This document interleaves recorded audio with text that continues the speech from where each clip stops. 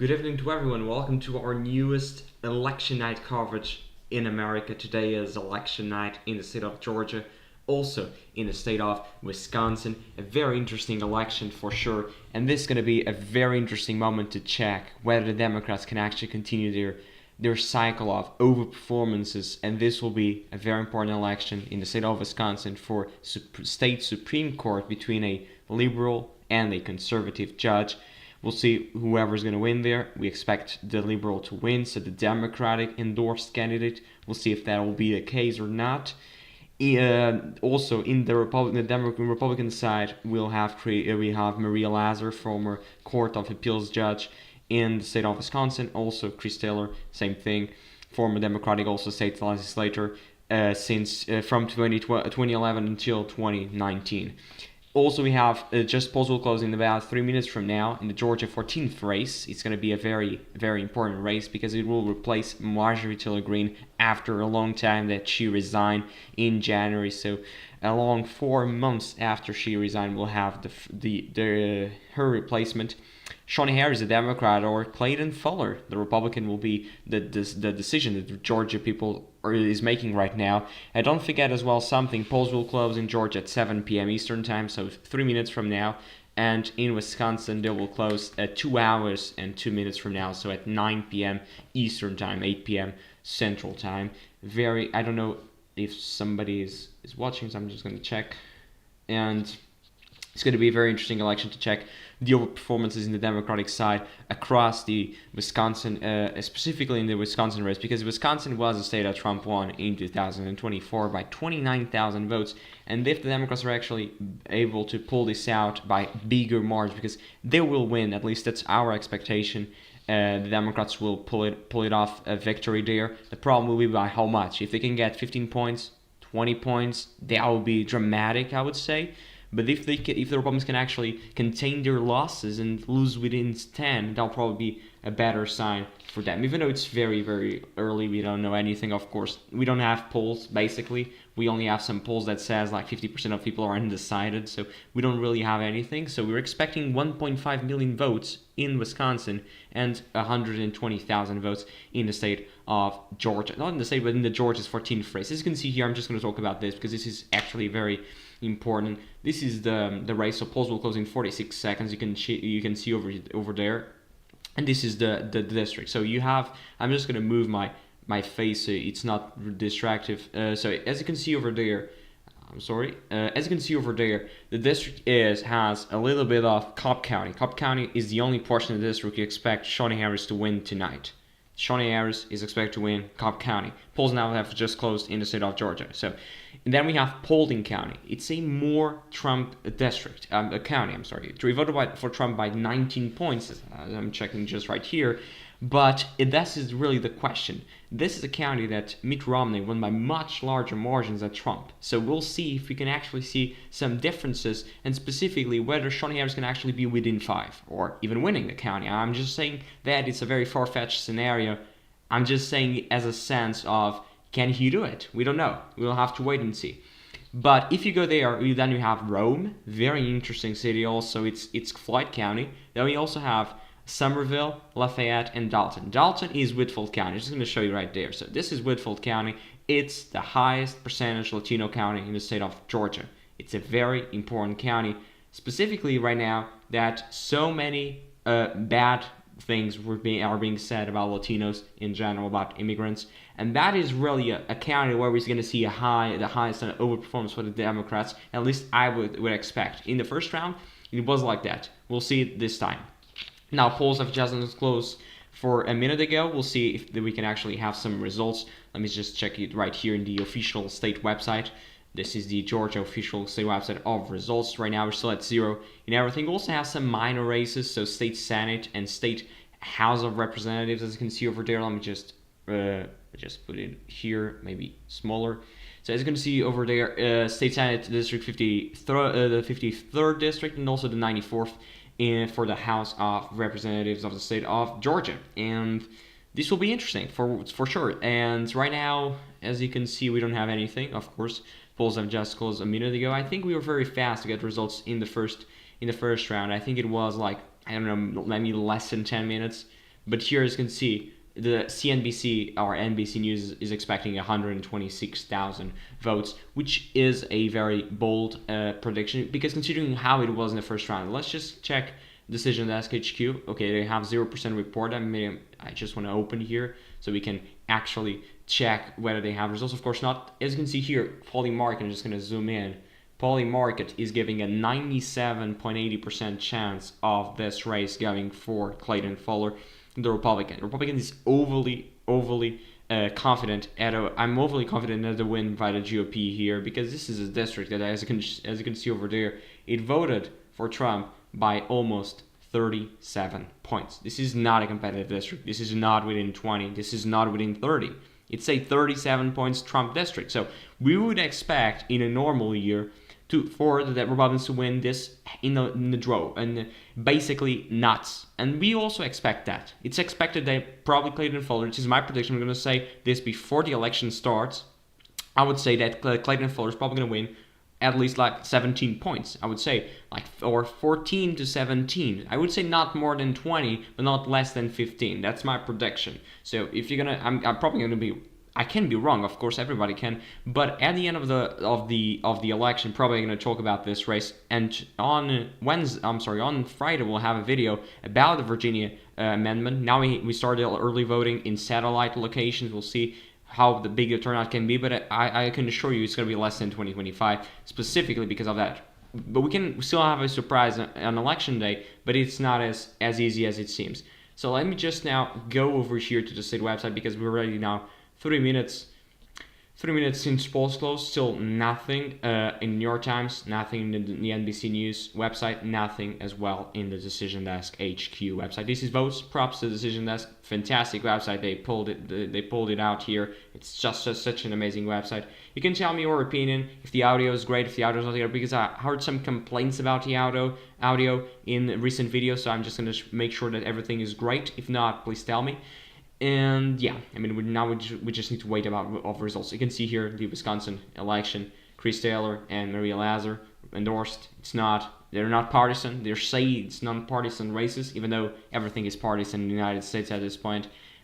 So yeah, I mean, of course they are not partisan, but they are endorsed by parties. So yeah, I mean, if Chris Taylor wins, we'll have a liberal majority, 5-2. If Maria Lazar wins, we'll have a still liberal majority, but only 4-3.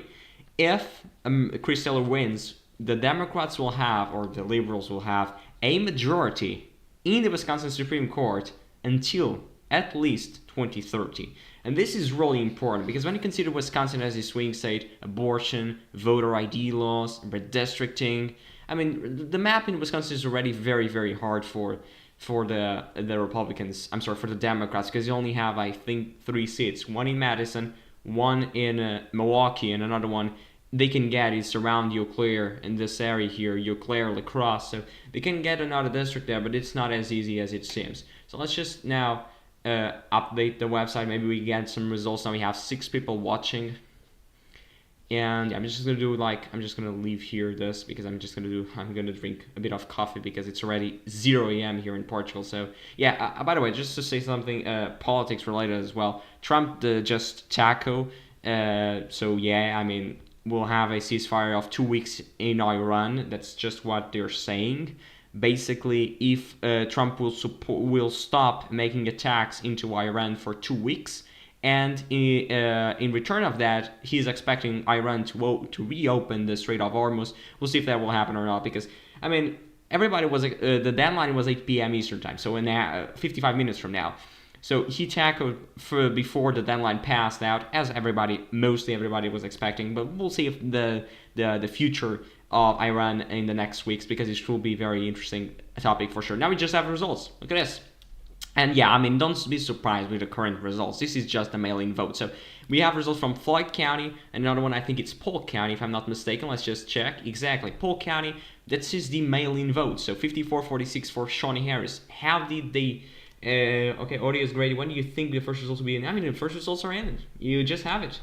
The first results, the mail-in votes. So don't be surprised that Harris is probably going to win the mail-in vote in every county, except for probably from Walker or Dane. But most of the early vote will be overwhelmingly for Shawn Harris. Shawn Harris is from Polk County, he's from right here, I think, just outside of Rome. And yeah, it's going to be very, very interesting to watch. As you can see here in the votes left, we still have a long way to go. I mean, 29,000 Cobb, 25,000 Paulding. The Cobb County must be the biggest county, and by a lopsided margin, in order for Shawn Harris to win, which is not likely.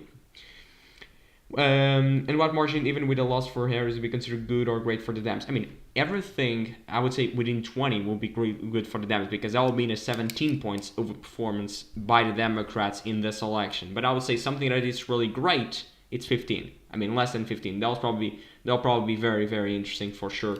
Again, we'll see. We'll see. We have early in-person voting. We have the mail-in votes. This is mail-in votes. I mean, I'm not so sure about it, but I can check, and maybe I'll be right about it. And exactly, absentee by mail. Absentee by mail, the most democratic ways of voting. I mean, Kamala won this in a landslide, as it was expected.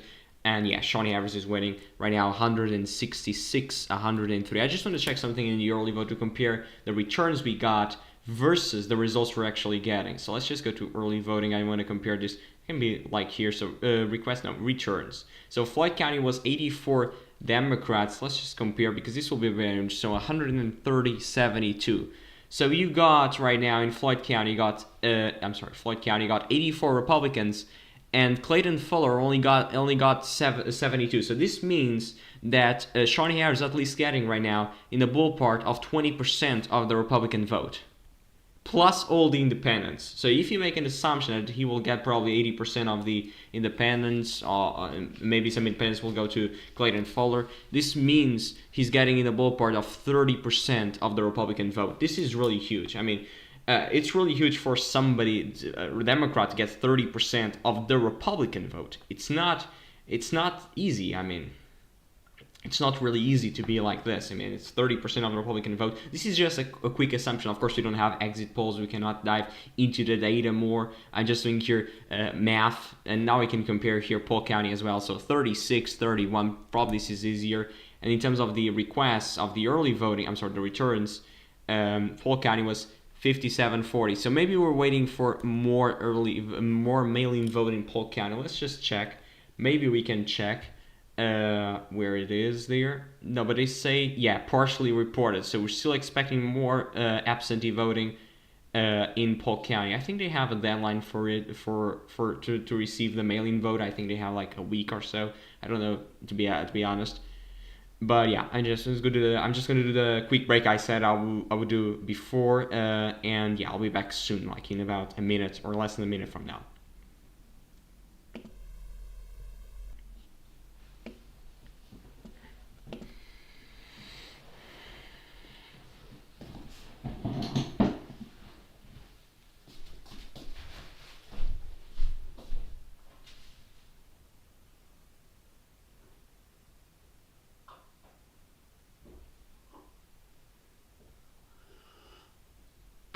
Não podia dar para deixar os meus pais.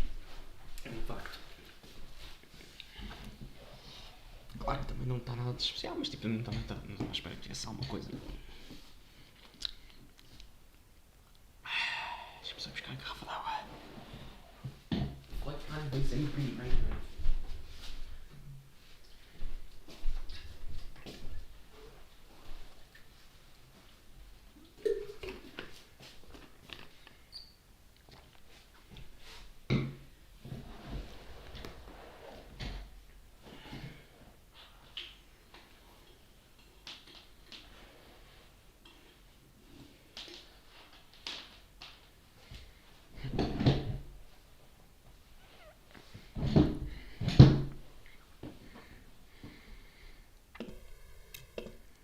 So I'm back, and we don't have more results. So yeah, here for 1%.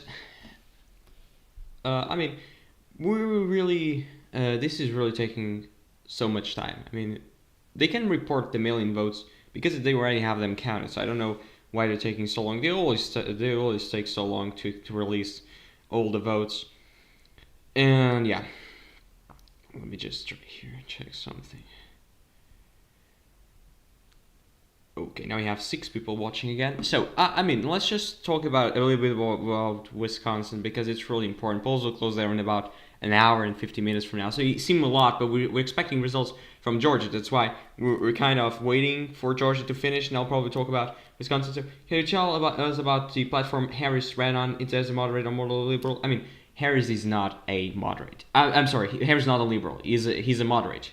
And we have an interview with him in the channel. I recorded an interview like, I don't know, maybe a month ago or so. I think it was like 2 weeks before the election, before the first election, the first round. Now we have the runoff.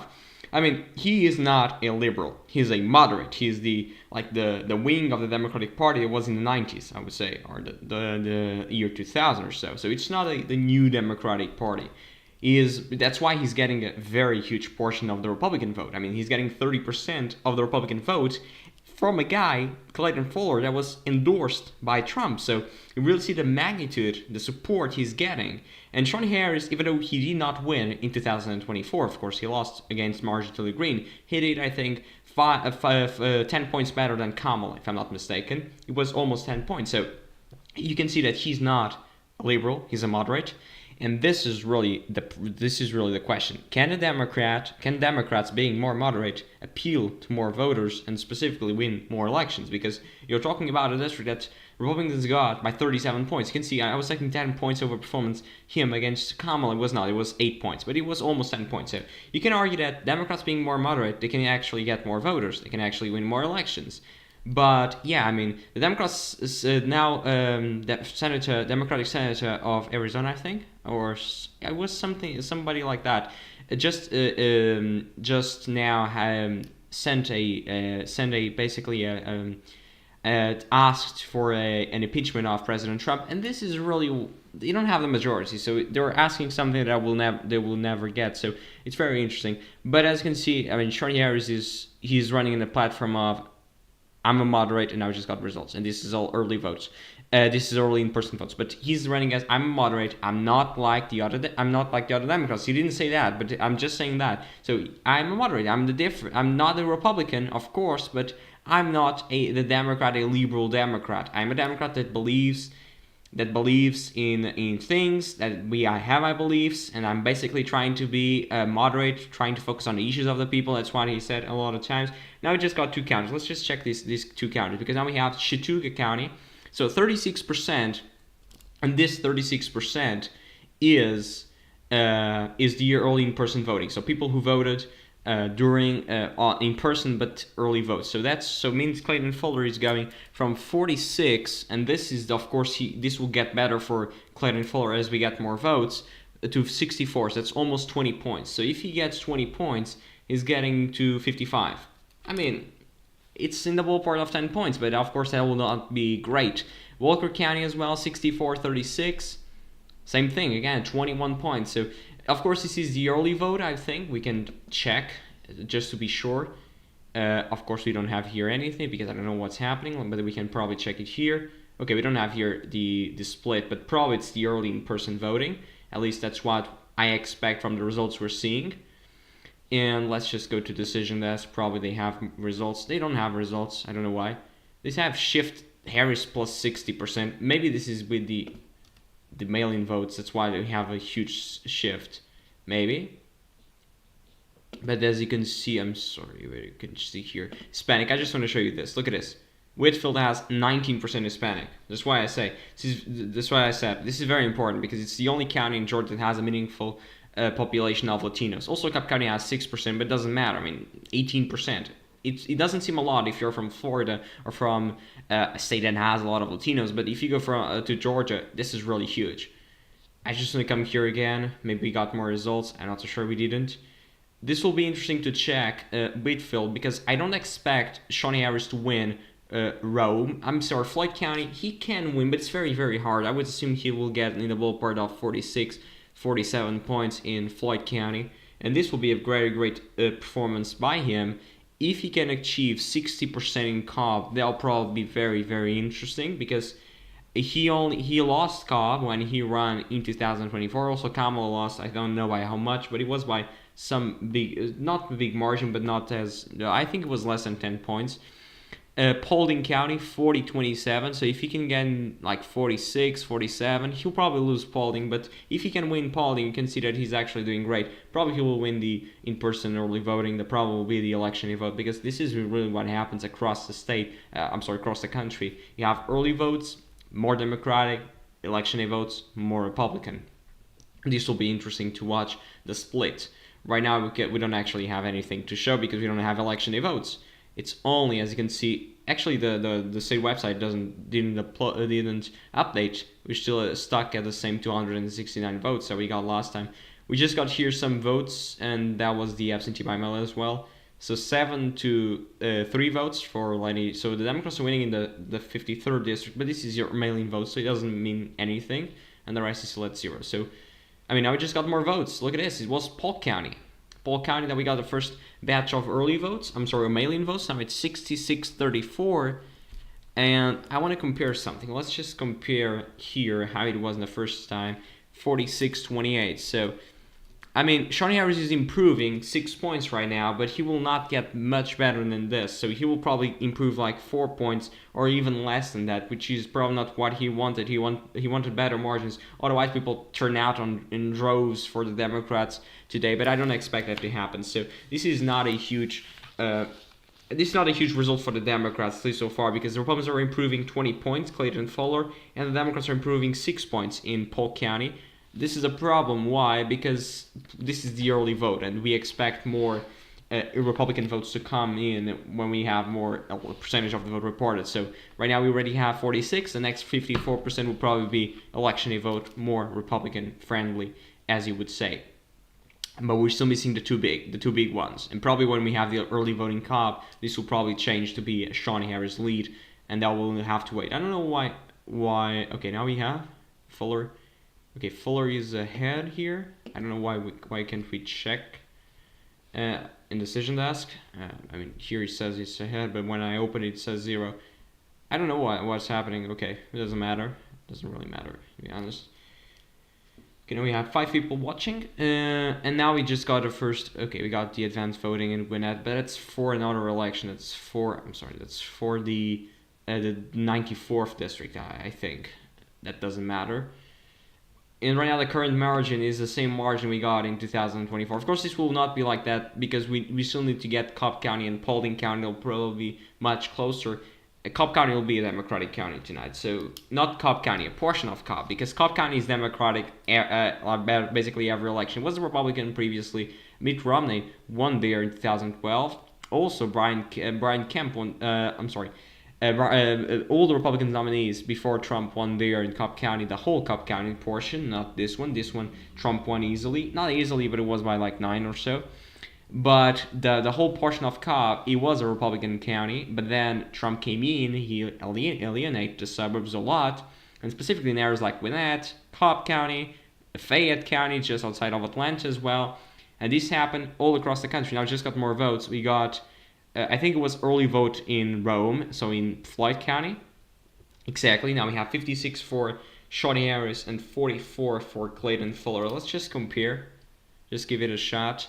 So 40, he's getting 16 points more. The point is, and Clayton Fuller is only increasing by 7. So we need to think about this and just be very cautious, because this could be results from Rome, the city, properly, and this probably doesn't mean anything because, of course, the Democrats are stronger in the big cities, but we really have to wait. I mean, I don't know.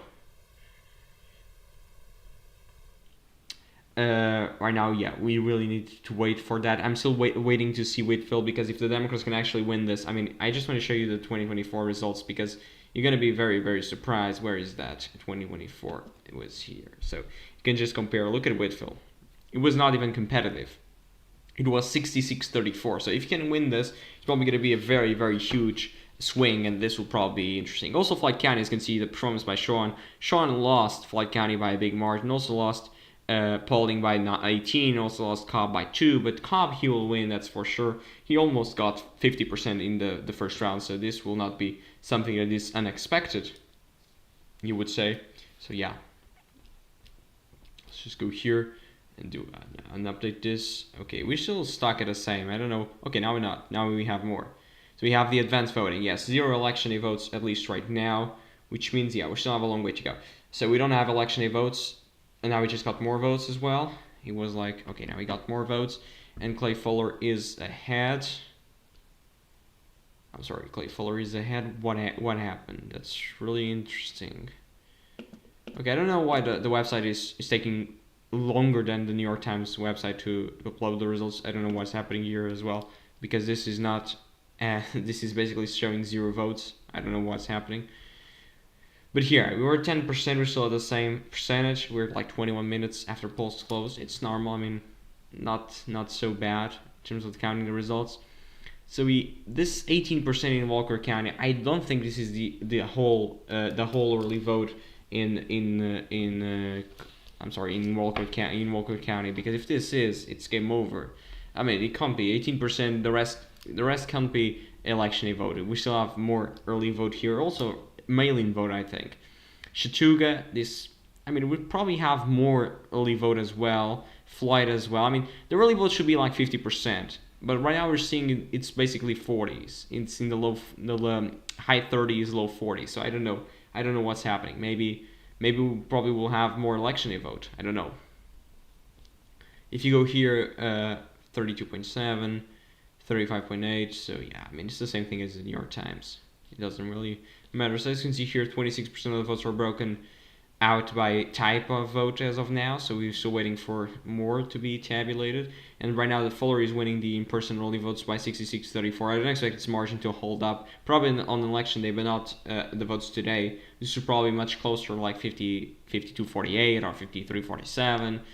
I don't expect the margin to hold up to be like that big, because this is just the votes we have. We're still waiting waiting for Cobb, waiting for Paulding, Whitfield as well. I'm still looking forward to seeing results from Whitfield County, because that really surprised me when we got the results in the first round. I could not make the live stream when I was here because YouTube removed my YouTube channel on that day, so it was really sad. But fortunately, I recovered, so everything is fine right now. And now we have 1 hour and 37 minutes until polls close in Wisconsin, so we still have a long way to go. They're taking a bit to count the votes in Georgia. I can check how it was in the first round, but I still think we're doing pretty much the same. I think, if I remember correctly, Shawn Harris dropped an early lead with a mail-in votes, and Clay Fuller was able to get the lead. And then when more early in-person votes came in from Cobb, he was able to take the lead again. Shawn Harris with more election day votes as well from Cobb County, and he finished first, as you can see over there. 37% against 35%, so 2.4. That was the margin he got in the first round. Of course, he probably will get more than 43,000 because we're expecting similar turnout. Probably not as much as County wins. Probably he will win Cobb, but not the rest, the other three. At least I'm still looking forward to see Whitfield County. And also, I mean, at a certain degree, would say Floyd County is also interesting. But this one really caught my eye, because Shawn Harris got 39% in Whitfield County when he in 2024 only got 34%, and this was a race with 2 people, and the other one was a race with 3, with more than 20 candidates. So this was really interesting for sure. And right now, I mean, I'm very looking forward to seeing those results. We really have to wait, but this is going to be amazing to see. Also, between the Democrats are doing much better on Latinos. This was something that if I was saying this in 2016, probably would say, yeah, but the Democrats are supposedly to do well in Latinos because they always did. Yes, but right now we're seeing a huge shift. If you go to 2024, you go to Texas, for example, the Rio Grande Valley, you go to Laredo, Webb County, you go to Hidalgo County, you go to San Antonio as well. The very heavy portions of Latinos across Texas, across Florida, in Miami-Dade County, for example, they shifted a lot from the Democrats to the Republicans. And that was in part because of, Trump was more appealing to minorities in the campaign of 2020 and also 2024. He got more percentage with black voters, with Hispanic voters, with minorities like LGBTQ communities. He was able to get more votes in those people. So that was interesting. And that probably would think a shift in the Republican Party. But right now we're seeing the opposite. You go to Virginia, 2025 results when Abigail Spanberger was able to win the governor race last year. The Democrats did much better in Prince William County, in Fairfax County as well, in Loudoun County, in Enrico or Rico County, I don't know how to say it, in Chesterfield County. Those are the counties that have the highest percentage of Latinos across Virginia. And if you go to New Jersey, you go to Passaic, that was the highest shift across New Jersey. And guess what? That's the highest county in New Jersey with the highest percentage of Latinos. So this is a trend you're seeing across the country that's happening, that the Democrats are doing much better. Now we just got more votes, and I think that was the election day vote. I don't know what happened here.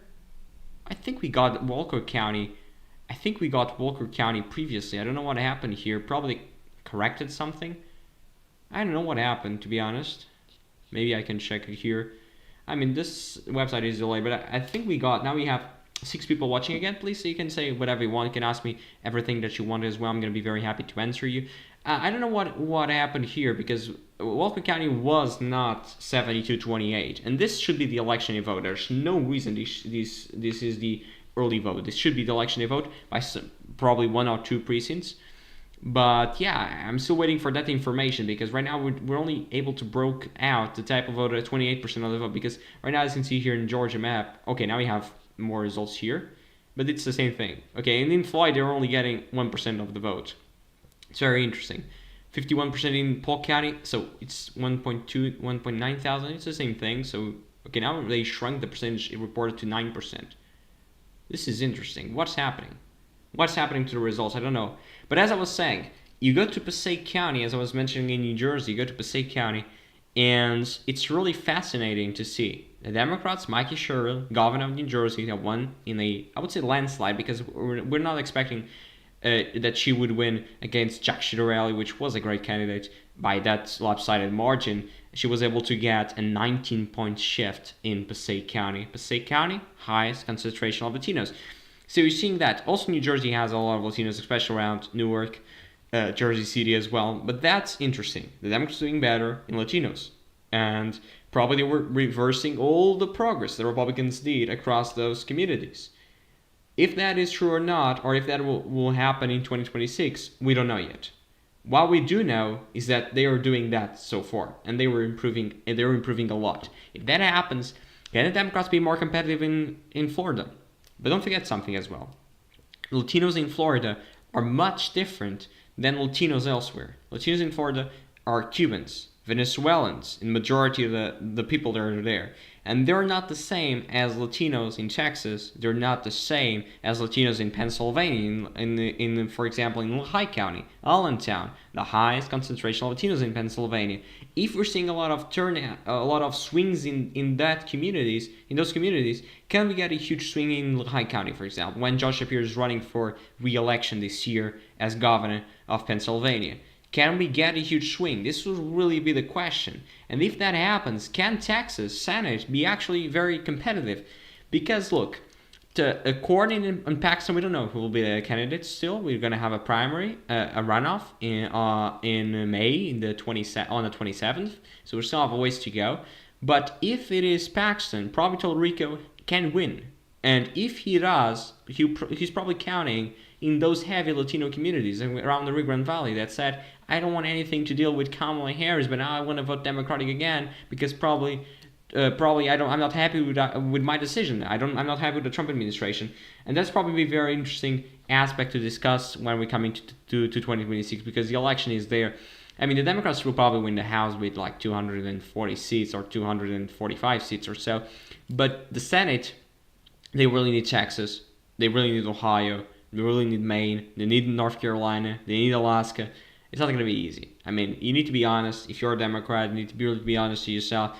Conquesting the Senate is not an easy task, even though it's not impossible. But you need to win. You need to have Texas, Iowa, and Ohio. You need to win 2 out of 3. I think they can win Texas and Ohio in a big blue wave year. Maybe they can win Iowa, because the Republicans don't have an incumbent there, even though the incumbent in Iowa, probably the Democrats are really scratching their heads, because the incumbent in Iowa, Johnny Ernst, was not a popular senator, so probably it was easier to defeat her even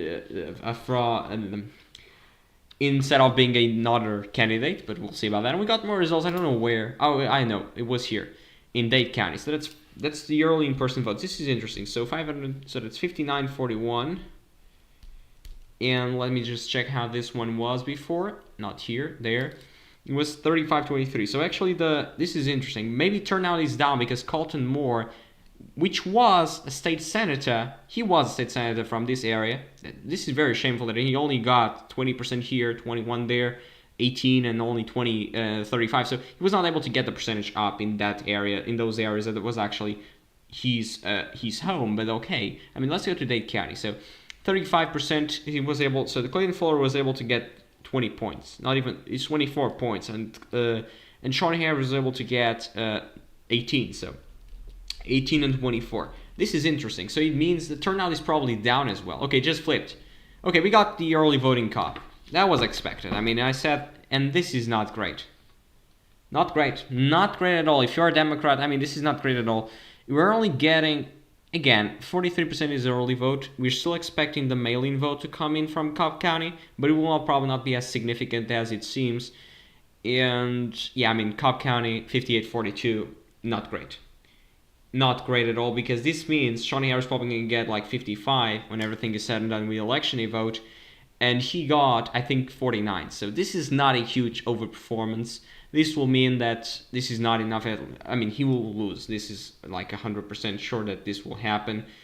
And also, a very interesting stuff, because this is not enough. I was banking on 60-40 to be at least within 10. Right now, I'm not even. It's only 58-42. It may not seem that big of a difference, but it's 4 points. And if this is like that, Cobb County, Paulding County, which is just next to it, probably will not be a win for Shawn Harris, and probably will be a lose scenario overall for him. So yeah, I mean, it was great while it lasted. If you're a Democrat, I would say. Okay, now we just got the Cobb County. Same thing, Floyd. Okay, we got Catoosa. Catoosa County. That's interesting. 43% is in, so 59-41. That's next to the Whitfield County that I was talking about. Let's just go to Catoosa. I'm sorry if I'm mispronouncing any names as well. I don't want to be.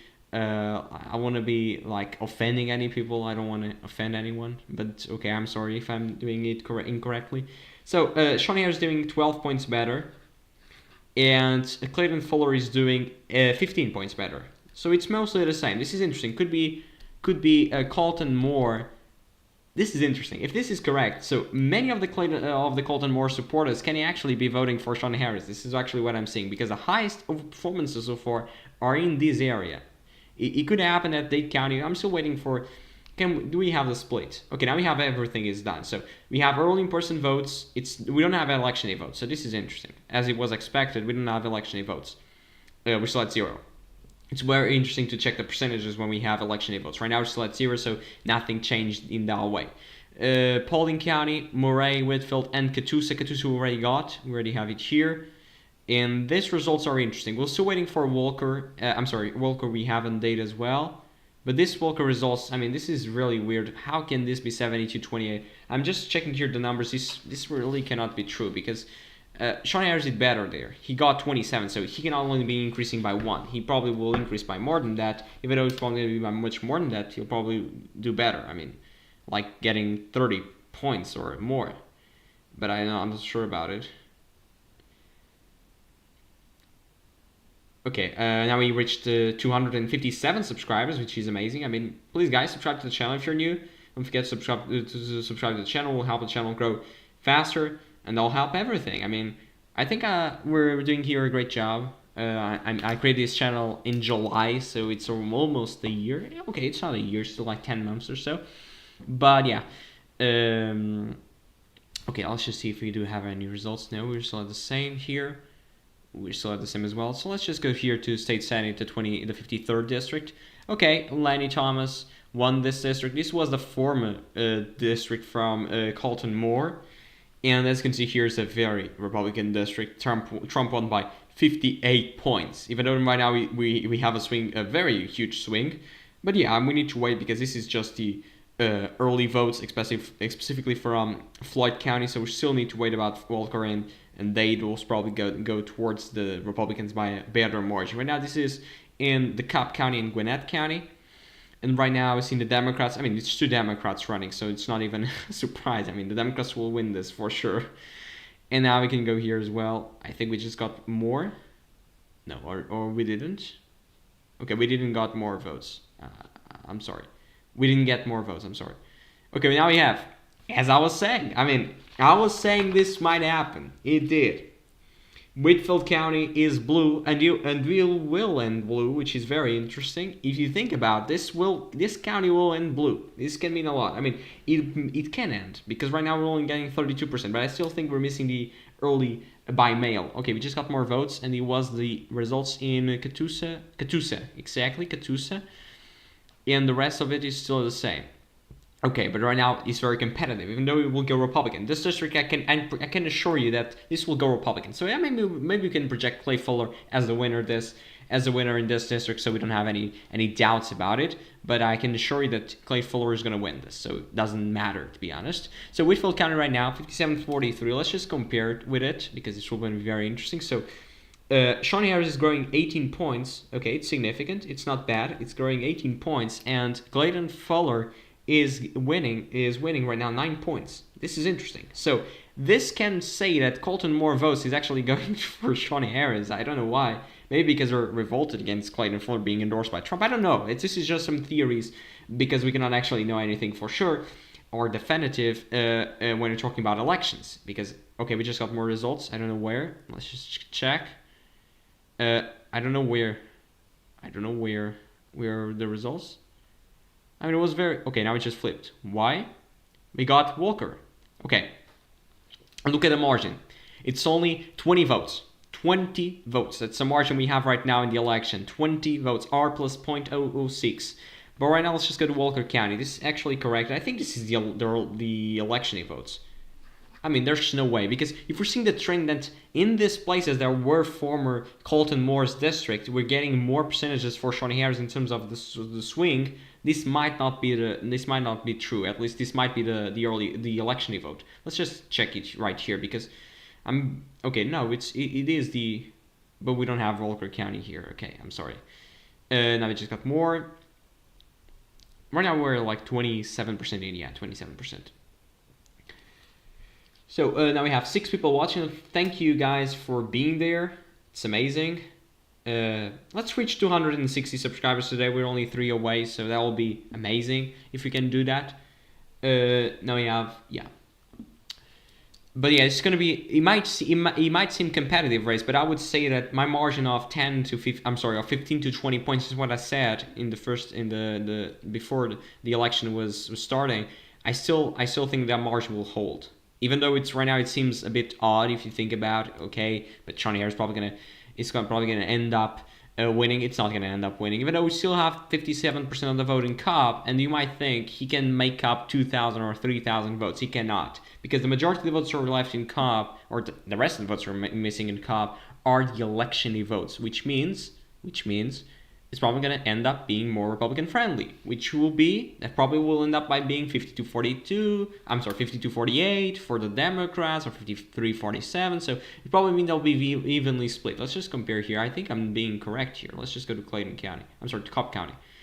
Cobb County, I'm choosing polling. It's Cobb here.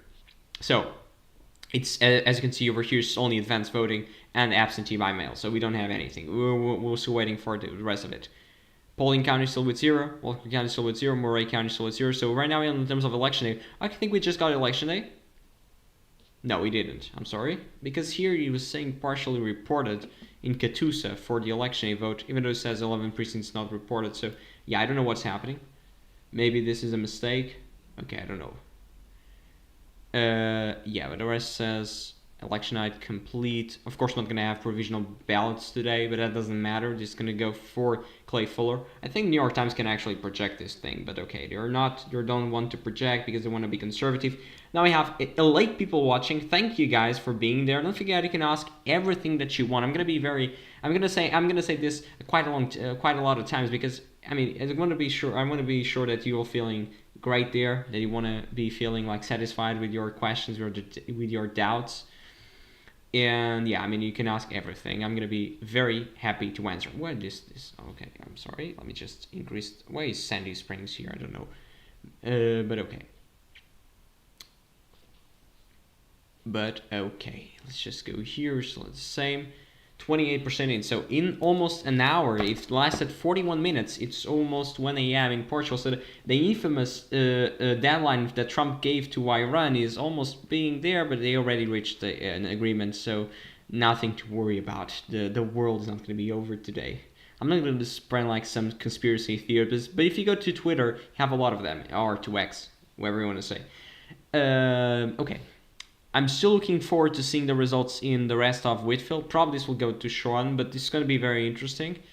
And Walker County, I mean, Shawn Harris, don't forget about him, because he will be here in the election, of course, in November. We'll have him here as well again, against probably Clay Fuller. So it's going to be a rematch again in November, and this is going to be interesting as well to watch.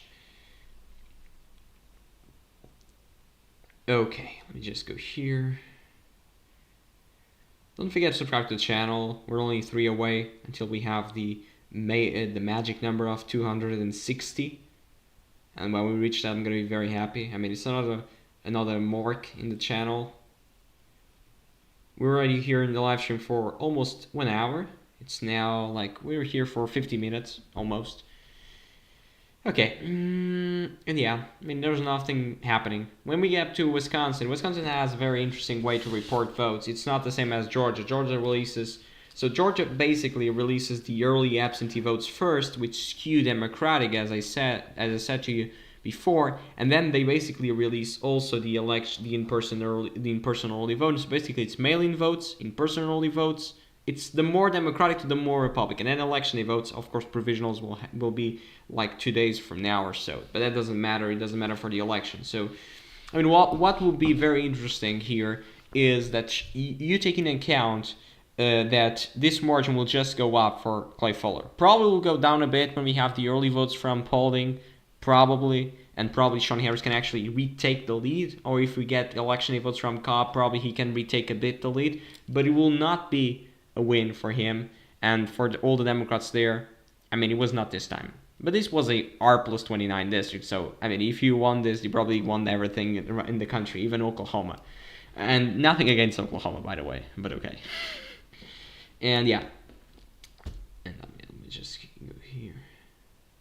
And so now we have 258 subscribers. Thank you for the new subscriber. Don't forget you can say hello there in the chat. I'm going to be very happy to say thank you to you personally. Now we just got more votes. Okay, let's just analyze where these votes came in. Okay, Dade, Walker, Katusa, Floyd. Okay, it was Chattooga. Chattooga is now gone. So it was 70-30. Let's just compare this. So Chattooga is gone, and I want to compare the percentage of early vote and also of election day vote. So it was 63-37. Or if you round it up, 64-36, but it was like 75-25. So this was a very huge difference of more than 20 points when you compare election day vote to early in-person voting and also mail-in voting. So this is going to be interesting to watch. Let's just compare as well something. Let's compare the margins in the first round. So this was 70-30 in Chattooga. It was 46-25. So right now, Shawn Harris went up 5 points, and the Republican went up 24 points. So you're seeing, of course, what it was expected. Even Shawn Harris getting 5, that's interesting. If that replicates to the whole district, he will get 42, which is 18 points win for the Republicans, which was what I expect. I'm sorry, 16 points, which was what I expect in the ballpark of 15 to 20 points. Is what I said the margin would be. Let's just go here as well. I think this is election day, but okay, they don't have here the split. Let's just go here as well and compare to 2024. This was this county here. This was this one county, so 76-24. This was for Marjorie Taylor Greene, Catoosa. It was not Catoosa. It was Chattooga, or it was Catoosa. It was Chattooga. So it was 52 points, and right now it was only. It's still a very big win, but it was only 40 points. So it was a 12-point shift for the Democrats in this county specifically. It was not a big swing, not a big shift, if you say. But okay, it's the first county we have finished. So maybe we can just wait here and just try to check if you do have the election day vote. I'm just trying to calculate the percentages to actually see the difference. I'm sorry, what I did to the map. Let's just go here. So right now Chattooga is still at the same, and yeah, let's go to the New York Times just to compare if they have everything counted. Okay, you also have Chattooga counted. Okay, I see where you're coming from, your projected margin, but looking at the votes left, there is a way to a damn loss with a small margin of turnout. It's not great. But you mean turnout not great in the Democratic areas or in the Republican areas?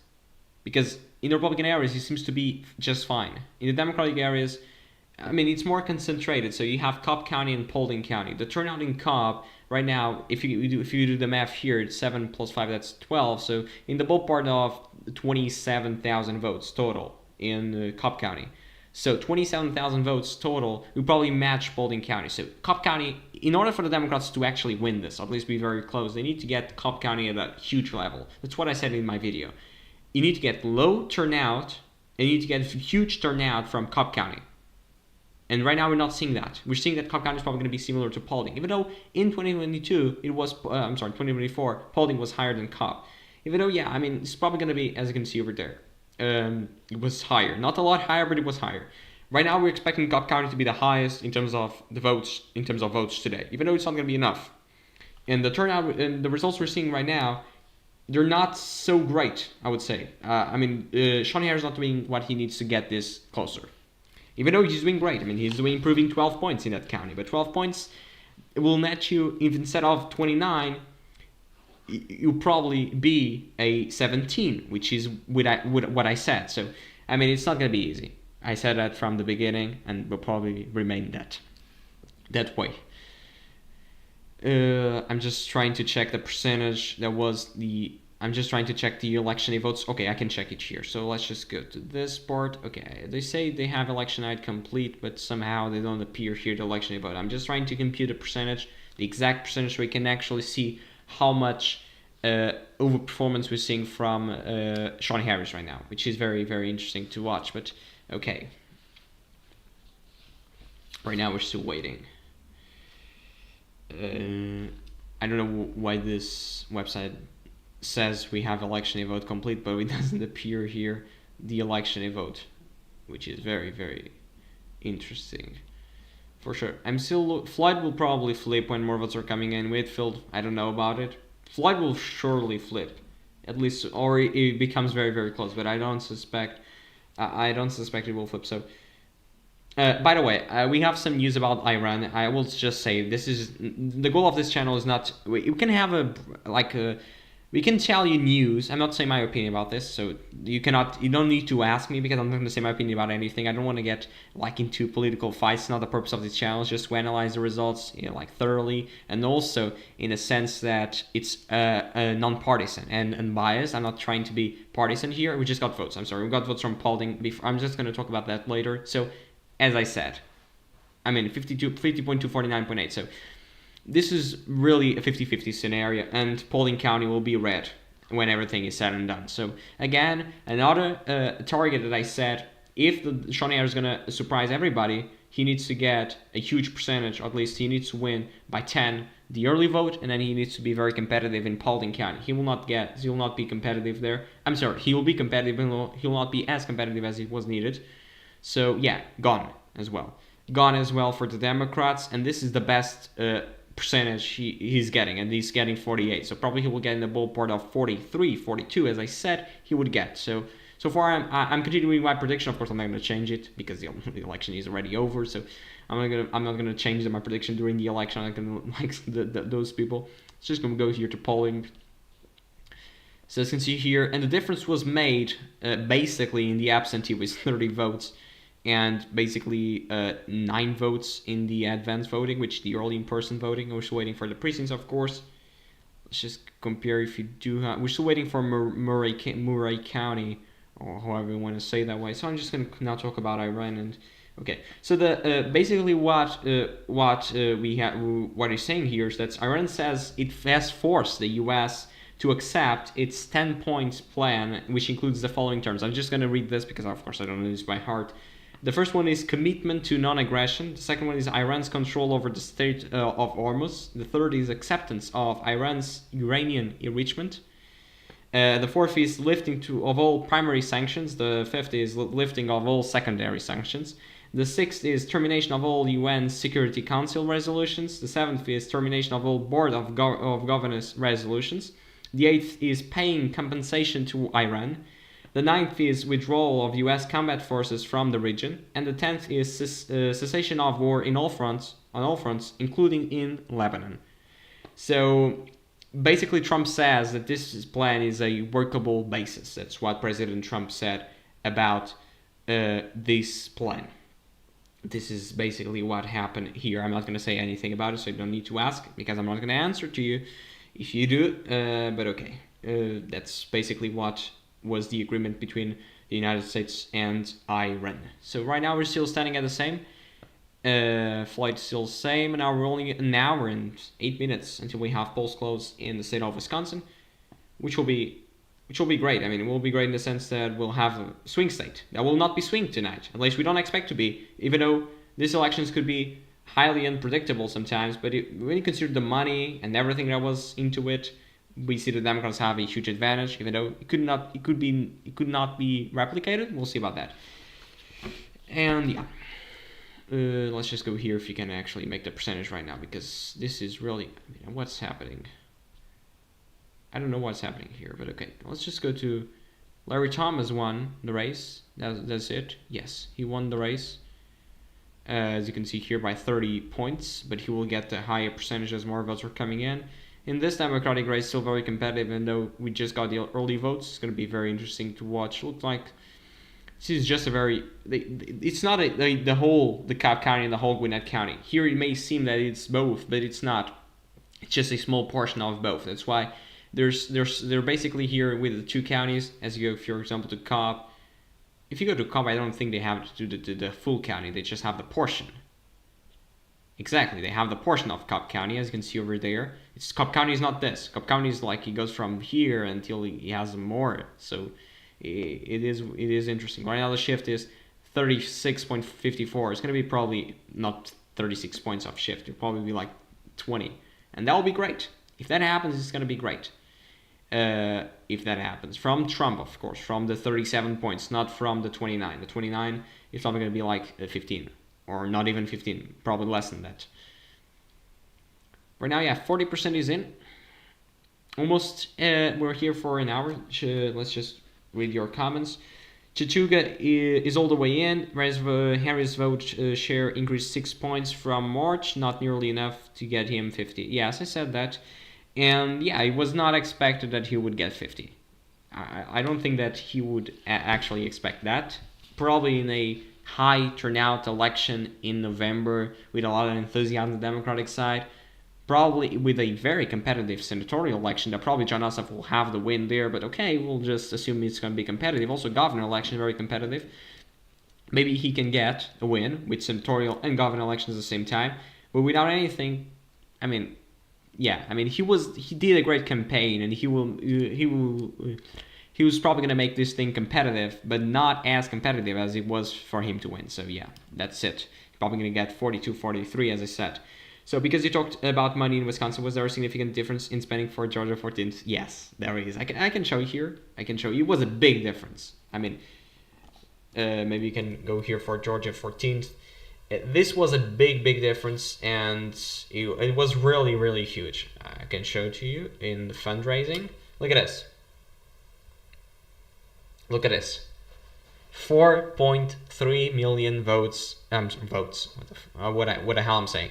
$4.3 million raised for Shawn Harris, and only $786,000 for Clay Fuller. So this was really huge, a really huge spending deficit from Clay Fuller. But this is a Republican district, that's why you don't need that. But Wisconsin is not. Wisconsin is a swing state, so if you have a fundraising that is very big for one side, not from the other, probably can get that difference that makes you win in the state. But right now here you don't need that, of course, because it's a Republican district.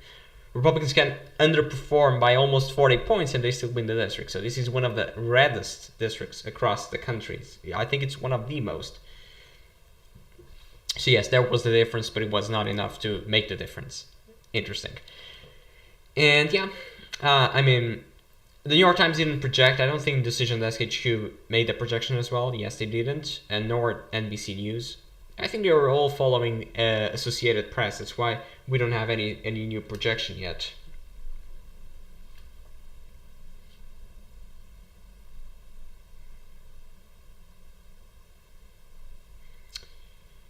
Okay.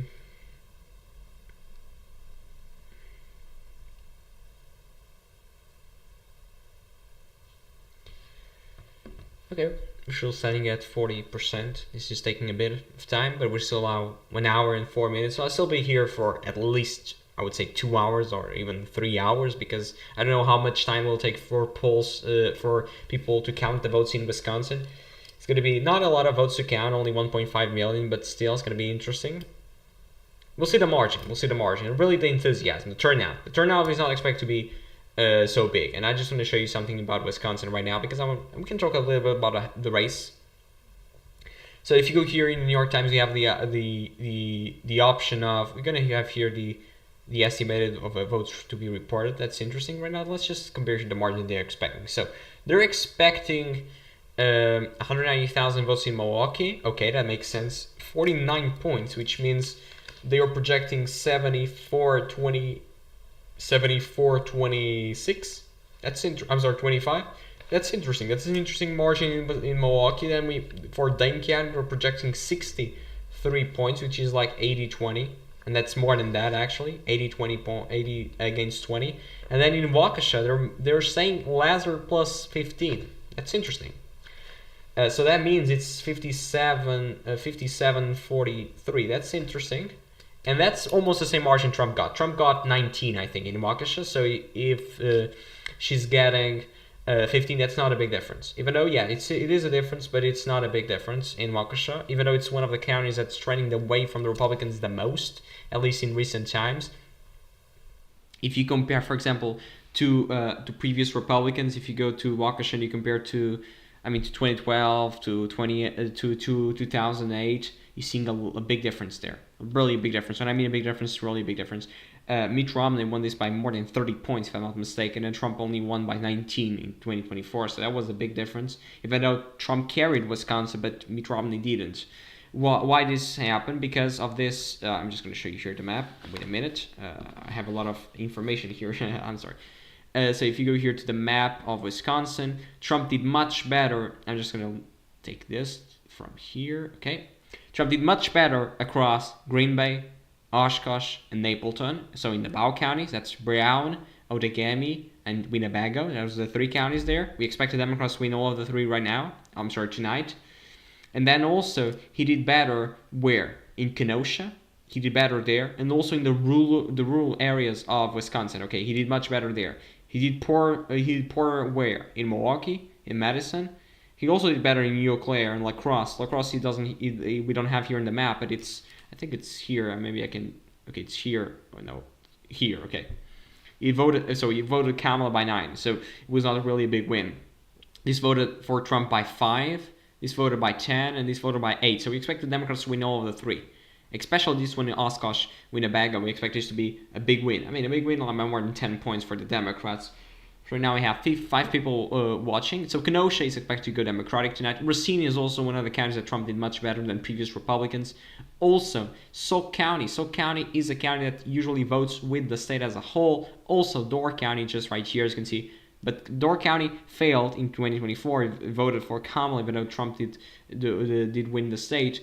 But okay, Sauk County is still holding. So we'll see the margin in Sauk. If we can get more votes from there earlier, maybe we can get at least a target for the state as a whole. Let's just go here as well. I think we're still the same. Now we got more votes. I don't know where. Let's just check. I think it was in Polk County. I think it was there. Okay, it was in Polk County. 69-31. And Shawn Harris got, here got 69-21. 21? No, 31. 31. So he's probably going to get below the 28 points he got previously. So that's not going to be a very amazing a very amazing result for him in that scenario. Even though, yeah, I mean, he tried, but it's a Republican district. He cannot do anything. People are Republican. People will vote Republican. Let's just move my face again to the other side. Okay, here. Let's just compare here to the election day votes. If they already have those things tabulated, maybe they have, maybe they don't. Let's just go to Chattooga. Okay, they have here. So let's just compare the percentage. Let me do the calculation. So the early votes were 63 for the Republicans, and the election day votes were, let's just compare, were 73. So that's a 10 points. I'm sorry, that's a 20 points better, because I mean, if you gain 10 and then the other one will lose 10, of course that means a 20 points gain. So 20 points better in terms of the election day vote. So 63 was the margin Clay Fuller got in the early votes, and 73 was his margin in the election day vote. So that means a 10 points better for Clay Fuller and a 20 points gain overall. This is probably not just a trend. I can check another county if we do have another county. I'm not sure about it. If we do have another county that's already finished, probably not. But we do have here Polk County. There was already some precincts reported. Maybe we can check here together. So the advanced voting was for Clay Fuller by a margin of 66%, and then the election day vote, the margin was 73. Again, a win of 7 points. He did better again. So that is expected when you're talking about early votes and election day votes. But still, it's still a massive difference. We're still missing 4 precincts here. Doesn't matter. It's not going to be enough. Let's just go to Floyd, because we already have some election day vote coming in here. And in look at this. It's a big. I mean, Shawn won the early vote, and right now he's losing the election day by 300 votes. Even though we don't know from where the votes were coming in. Let's just check here. So maybe we can go to Rome. Do we have something in Rome? I don't know the names. Okay, East Rome. Look at this. Shawn won this in East Rome, but if you compare here, okay, we don't have election day votes here. So there's probably some. Okay, the Rome, which is the biggest city in that county, doesn't have the election day vote counted. So this would probably be better for South Rome as well. Let's just compare. It doesn't. Look at the percentages for Shawn: 72, 68, 63. So he's getting much higher than in the other side. If you go here, for example, we got the election day vote. Town Rome as well. We don't have the early vote yet. So this might be better in Floyd County for Shawn when we have more votes as well counted in Floyd County, because right now we're still at very low digits still, only 40% in. So the rest probably, I think Shawn Harris can actually secure a win in Floyd County, but it's going to be a very tough win. If he does pull this out, it's going to be very, very tough. Right now he's losing by 6 points, 6.2 points. Whitfield was at 32. Now we just got Moreira, 73-27. Let's compare it here. He's getting 7 points better, but probably he will lose everything when it comes to the election day vote. Cobb, we're still at 58-42, and 50.2, 49.8 in Paulding County, so we still expect the same results. So they say we expect the first results to consist of early in-person mail-in votes in the March special election. Counties has mostly finished reporting these votes by 8 p.m. Eastern Time. It's 8:04 Eastern Time, so yeah, they are now finished as well. So 55 minutes until we have polls closed in Wisconsin. I'm going to do a quick break just in about minutes from now. Decision Desk HQ called it. It makes sense. It makes sense that you did that. Okay, it's over. I mean, I said that like an hour ago. No, not an hour ago, but at least like 30 minutes ago. And that was expected. The margin is not there, even though, yeah, it's probably going to be close, or closer than what the Republicans wanted, but still, a win is a win. And you get another member for the House, and it's a very tight majority, so every member is a win for the Republicans, because Mike Johnson, the Speaker, doesn't have a lot to play in the House, and if you have some people that don't vote with the Republican side, maybe they basically don't have votes. But this is taking so long to count. I mean, 100,000 plus votes. It's really taking a lot of time. If you go here to the vote modes, look at just this. Election day votes and the early in-person votes. Of course, we don't have election day votes from all the places. That's why it's not fair to compare. Of course, it's not going to be as big as of a difference, but still, it's still huge to compare. I mean, it is big.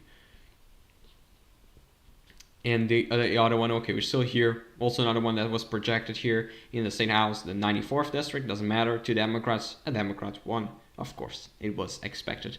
So everything is projected in Georgia, nothing to worry about there. I think we do have some elections in Missouri. Polls have closed there, if I'm not mistaken. So let's go to, I don't think we have results. I mean, let's just go here to Missouri mayorals. I don't think we have results. Yes, we don't have results so far in the 4 mayoral elections we have in the state of Missouri. So nothing to be concerned there. So we just got more votes. It was the votes in Dade County, 64-36. That's interesting. And we also got in Walker. Now the margin is 8 points. So the margin is growing as more votes are coming in. The margin will just grow from here. Probably in Floyd, no, because we're still waiting from Rome votes. And also in Whitfield, we're still waiting for, I don't know, because Whitfield is really interesting, this result. I mean, Clayton Florida is getting 43. I think Marshall got like 66 or so. Exactly, 66. So this is really a big of a difference there. Even though it could just mean that one county is doing much better for the Democrats than the rest of it. It doesn't mean anything for sure. Of course, it means the Latinos are going for the Democrats in a higher rate, but it doesn't mean it will be like that at least in the next elections. We don't know. So yeah, polls will close in Wisconsin just 53 minutes from now. I'm just here trying to. Okay. Okay. Okay, 44%. I think we just got more votes. Oh, no, we didn't. We're still waiting for this. So Cobb most of the counties will flip, just apart from Cobb and probably Whitfield. Even though Whitfield is still very interesting. I'm just waiting for to get. Okay, we just got. This is what? This is in Georgia, but this is from what? This is not from today, or it is from today. Maybe it is. Maybe we have some elections in Florida, but it's not really big elections like 229, 271. But these are the incumbent lost in Florida, in this town, in this Cedar Key City Commissioner Board seat, the 4th. I don't know what is that, to be honest. I'm sorry. So right now we don't have election vote in anything. Yes, let's just go to Whitfield. We don't have Floyd. Let's go to Floyd again. Now we have 2 precincts partially reported, so it's still the same thing, I think. Yes, it's still the same thing in Floyd County, so we're still waiting for much more votes there. And we don't have the Rome precincts reported. I think I'm going to do a quick break right now of like 5 minutes or less than that. I'm not so sure about it. And I'll be back soon because, yeah, there's not so much going on right now, and I'll just do the quick break right now.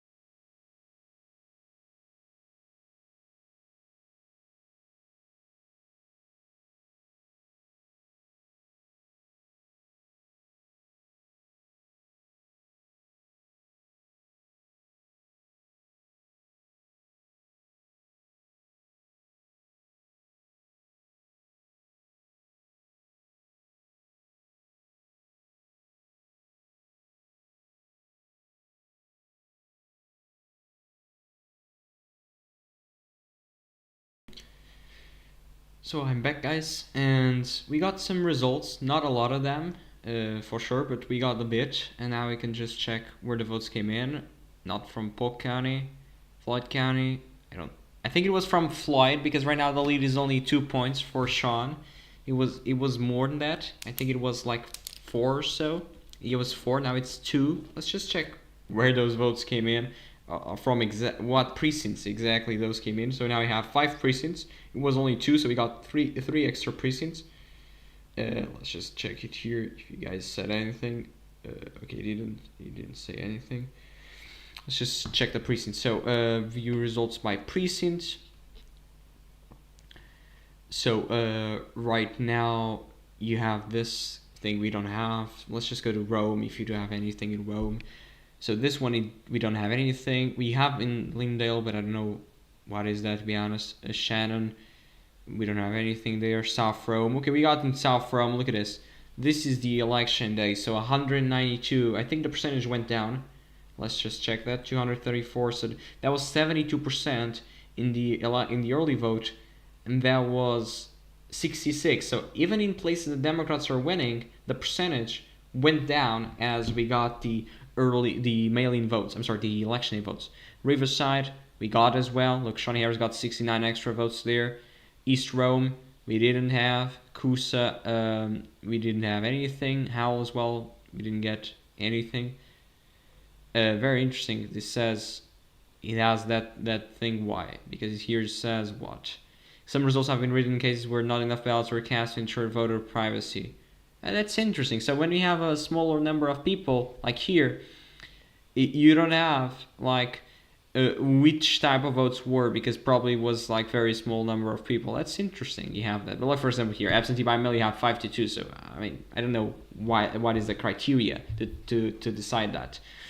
But okay, that's not my point to judge. Let's just go here to let's go here to Cobb. Okay, Cobb, we don't have anything new. Polk County, doesn't matter. Whitfield, we don't have the election vote. I'm still waiting for the election vote in Whitfield, but still nothing. Catoosa, Boca County, so we'll have a bit of it.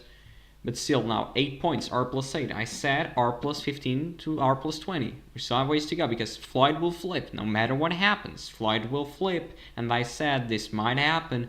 Whitfield, we're still waiting for the early votes. I mean, we're still waiting for, in the ballpark, of at least 40,000 votes. I would say 50,000 or more. NBC says 70,000, but okay.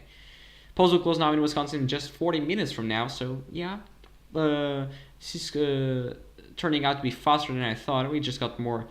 We got a lot of stuff in Florida. I mean, this is huge. Look at this county. Look at this race here. Again, another one. A non-partisan race. Let's just check the races in Missouri if we do have anything new. I'm not so sure about it. Okay, we don't have anything. It's basically at 0. Maybe it's just 1 precinct or so, so it doesn't really matter. In a sense, now we have 258 subscribers. Don't forget to subscribe to the channel if you're new. Don't forget to support the channel grow even faster. I mean, we're at 258. I'm just going to emphasize the importance of subscribing to the channel, because we're really not a big channel, but I suspect at least I want to be monetized by the end of the years, man. That means 1,000 subscribers. I think we have midterms, we have a lot of elections to cover, so maybe it could be, or it couldn't be, but okay, we'll see about that.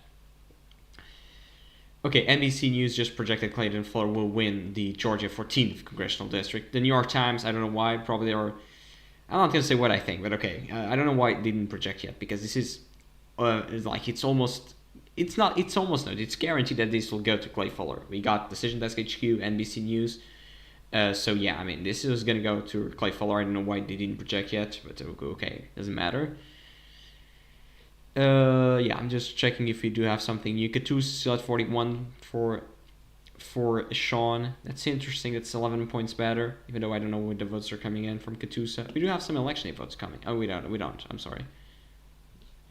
That was really close in terms of the advanced voting. I mean, really close. It was 20 points, but still, it was almost 20 points. But it was not bad when you consider the how red this place is. If you go here to Catoosa, look at this, 27. Now he's getting 41. So. Of course, he's not going to get 41. He's going to get less than it, like 35 or 36, but still, almost 20 points better. Moreira is still at 32. Walker is still at 45. Dade 60. We only have one county that's all the way in, which is Chattooga. That came fast, but the rest of it it's still like 40s and in the 40s. That's why we have 45%. It makes sense. But yeah, I mean, I don't have much to say. I'm just gonna leave it like this because I don't have much to say as well because there's not enough votes. And when we have votes, I'm gonna be back here analyzing them because right now I don't have anything to say. Be honest, I'm not gonna be here like saying a lot of stuff because I don't have anything to say. 39 minutes until polls close in Wisconsin. I'm gonna be back when we have more results.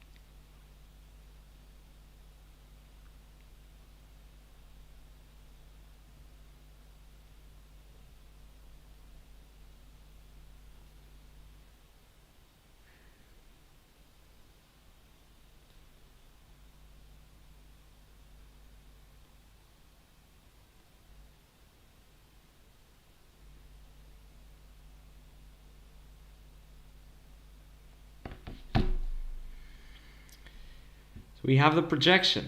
The New York Times now officially project what we knew like an hour ago. Clay Fuller, a Republican, wins the 14th district special election in Georgia. So, I mean, they say race called by the Associated Press. They always take so long to call Republican races. I'm not going to say anything bad about them, but it's really, I mean, disgraceful, I would say, the minimum, because I mean, why they take so long to call Republican races, but they call Democratic races so fast? I mean, it doesn't make any sense. We all knew that this, as soon as Shawn Harris lost the lead, we knew this would go Republican. There's no way he can get, because if these are the early votes, the best possible number for Shawn, he cannot get more than that. So, I mean, what happened, I don't know, but maybe Associated Press should start calling races faster than they are right now, because this is really, I would say, not shameful, but I would say it's not great. You can do a better job, I would say. Now I'm going to just leave it right here because we don't have more results. So they just call the election based. This is interesting. Look, why did they call the election right now? Because we don't have anything new. And they didn't call like 10 minutes ago. That was the same thing as we have right now. But okay, it's the way it is. We cannot do anything about it.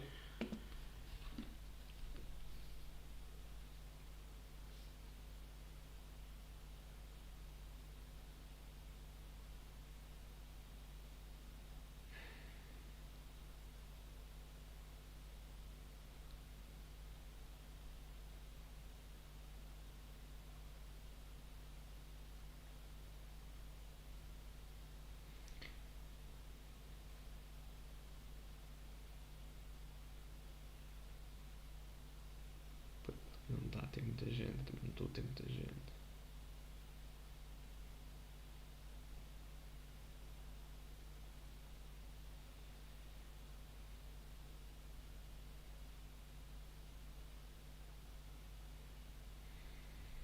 As horas, já consegui 6 horas, mas pronto.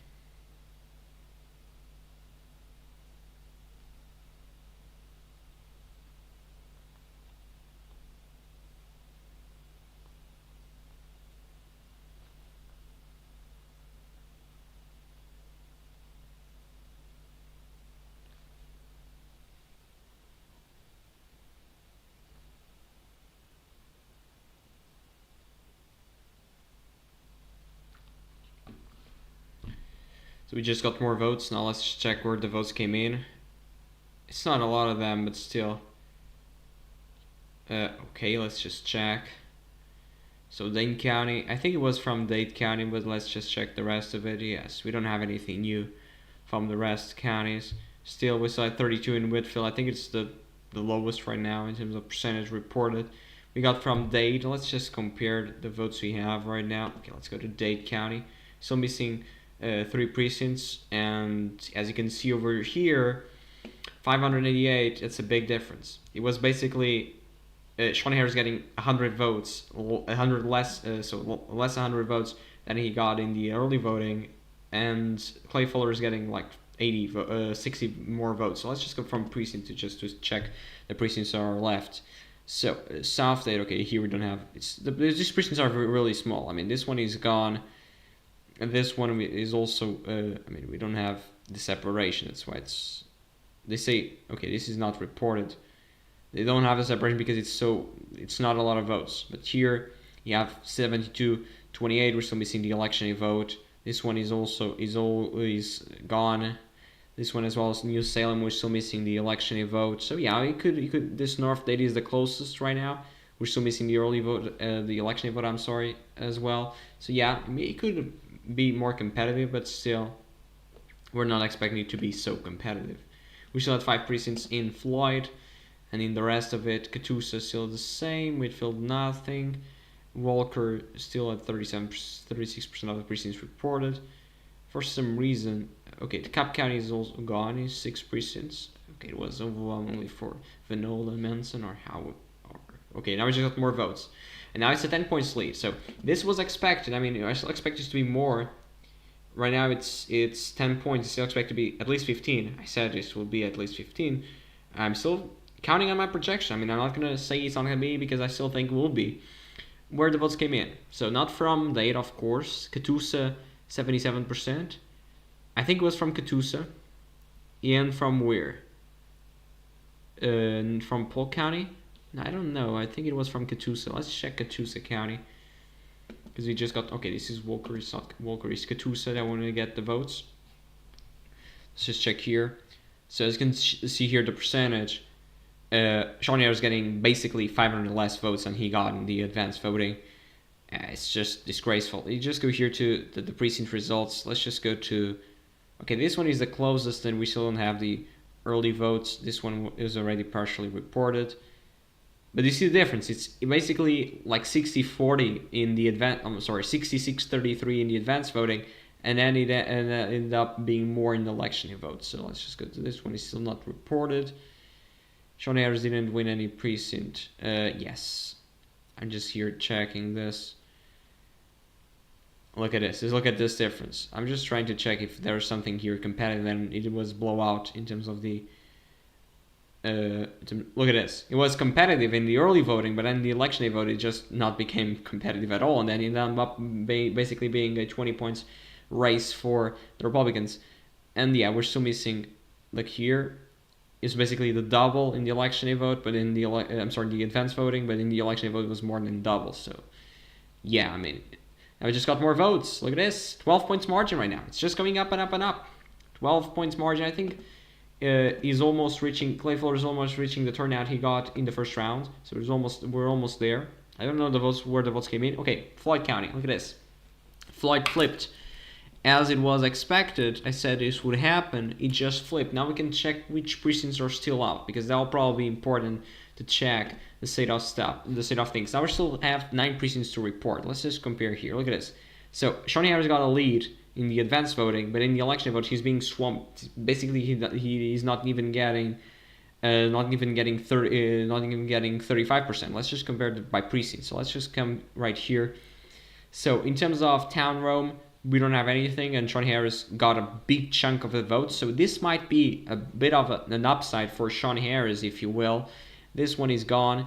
This one as well, we not reported, but still it's going to be competitive. Probably will reach like 60% in Shannon. South Rome, it's partially reported as well. Shawn Harris won the election vote, but not as big as a margin. Riverside is already projected as well. East Rome, it's not projected, so this might go as well towards Shawn Harris. More votes here as well in Coosa and how this is already partially reported, so it's over. And in Glenwood or Glenwood, how we would say it, I don't know, to be honest. And look at this, very competitive in the early voting, then a bloodbath for Shawn Harris in the election day. Garden Lakes, we're still waiting for the election day vote.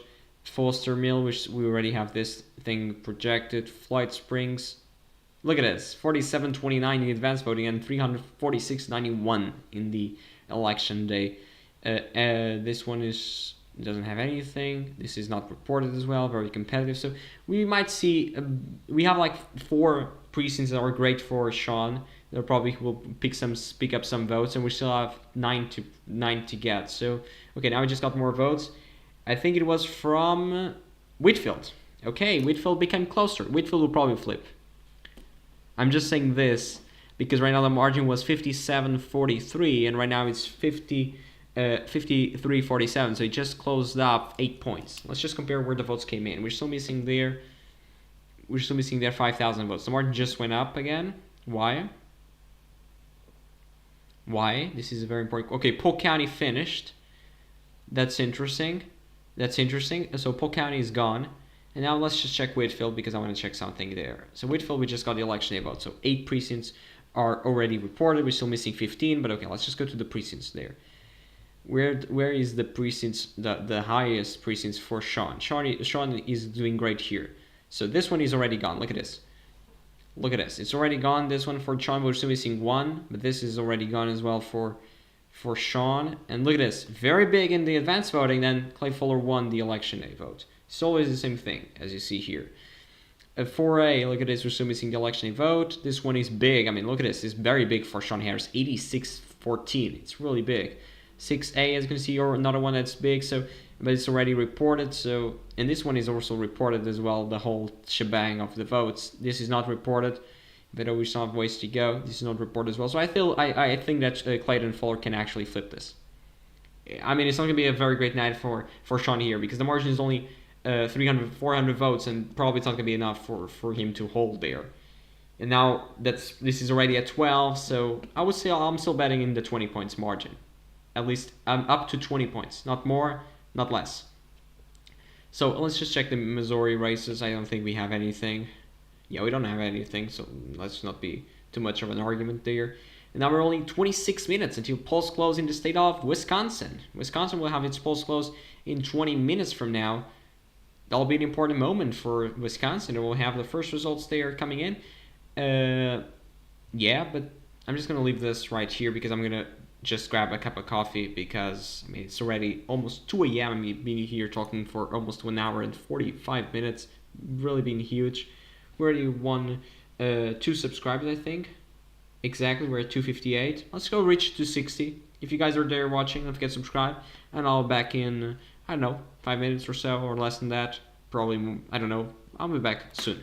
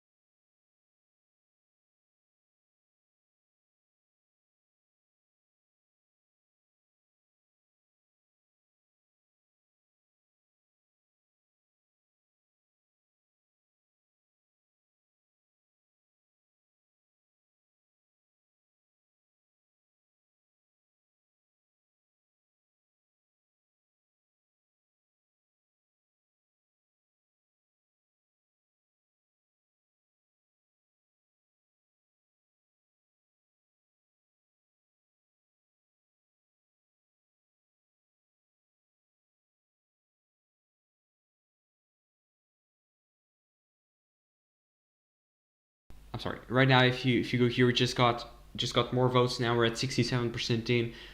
Floyd County is now at 10 points. So that thing was expected. It started 57. I'm sorry. It started 55-45. I'm not mistaken, for Shawn Harris, and now it's 55-45 for Clayton Fuller. Whitfield now still the same rate. We didn't get more votes there. We didn't get more votes there. And I just got more votes, a little bit more. There's still ways to go. Chattooga gone. Polk gone. So Floyd, we're still expecting 3,000 votes there. That will go to Clay Fuller, the most of it. And now we just got more votes in Paulding County. What is interesting here is that Shawn Harris was able to expand the margin, and he's actually doing much better, or not much better, but doing better in terms of the election vote, as you can see here. So he's getting a margin of around 238 votes in the election vote, and the advanced voting, Shawn Harris is getting in only a margin of 9 votes. So this is interesting, at least so far. If you go to precincts results, which is the best way to compare, let's just go here. So this one is very great for Fuller. You can see we don't have election vote. This is very evenly split. Probably will break for Fuller when we have more votes. But this one is evenly split as well. Probably will break for Fuller as well. This is very even. It's basically 8 points. We don't have election vote yet. This one is evenly split. We'll go for Fuller.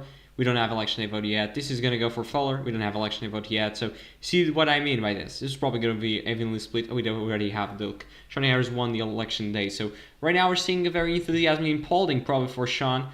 And this could be interesting. Look, Shawn Harris did very great here. Look at the election vote. That was amazing for him. And I mean, this one is great. We already have election vote. So this one is very great is very evenly split. We don't have election vote yet. So we're expecting it's going to be hard for Fuller to flip this county, but still not going to be enough. Maybe I'm going to be wrong slightly, but I don't know. Maybe not because most of the votes are in. We're still missing in Moray at least a margin of 2,000 votes, and now Clayton Fuller is already 6,000 ahead of what he got, and Shawn Harris is 6,000 away of getting more votes than he got in the first round, which he will get. So I mean, it's interesting that as well. In the Wisconsin race, we're only 11 minutes away. I'm going to do another break because I'm not going to be here like doing anything. And then when probably we have like 5 minutes or less than that until we have the election in Wisconsin, probably back. But as you can see here, we're still missing 42,000 votes in Georgia. I'm still looking forward to seeing the results in Paulding County. That'll be very interesting. And we're still waiting for Cobb County. We don't have anything yet. Let's just check that because it will be interesting if we do have something. Probably not, but okay. Yes, we don't have anything. As you can see, provisional already reported. So 0, okay, 0 provisional ballots. But 30 precincts to go in Cobb County. Right now we don't have anything projected. Moray, as you can see over here, let's just compare the percentage. We don't have election vote as well, so that will be very interesting. We do have election vote. That says fully reported 5 precincts. So what is the full reported? Okay, we basically didn't have election vote. Okay, it is interesting. We don't have election vote here for the Georgia. Let's go to Georgia's races if we can find. Okay, it's the same thing as we have. I think it is the same thing. So now it's 100% in Paulding Market. In College, it's 99.60%. I don't know why, because he already won. But okay, and now okay, just got more votes. And it went more for Clayton Fuller. He's now at 12 points. I said 15 minimum. I would still think I can get that margin, but okay, we'll see. And the votes were in from what county? I think it was from Dade County or so. Some of the counties are right here, I think. Polk County. So majority of the votes are going Republican, as you can see here, are already gone. We still have some votes in Catoosa. That's probably going to end up being, as you can see here, Catoosa is over here, so you're gonna end up being like 1,000 votes for the Republicans. Now he's a 10,000 votes lead, as you can see. He's almost reaching 50,000. And the rest of the votes in Whitfield probably will go towards the Republicans. Still Moray to come, so 2,000 in Moray, maybe 500 votes in Whitfield. So that's interesting. So that's 2,000, 2.5 thousand. That's 2,500. And then we're still missing in Floyd, probably a bit of a couple hundred votes. And, I mean, Paulding and Cobb is really the problem here. I would say that R plus 12 I mean, this could end up being that if the election vote, maybe I'm wrong, and this will be better for Shawn Harris, but I don't know. I'll see. We'll see about this. I'm gonna be back soon, just in about like 6-7 minutes from now, because polls will close in Wisconsin just 9 minutes from now.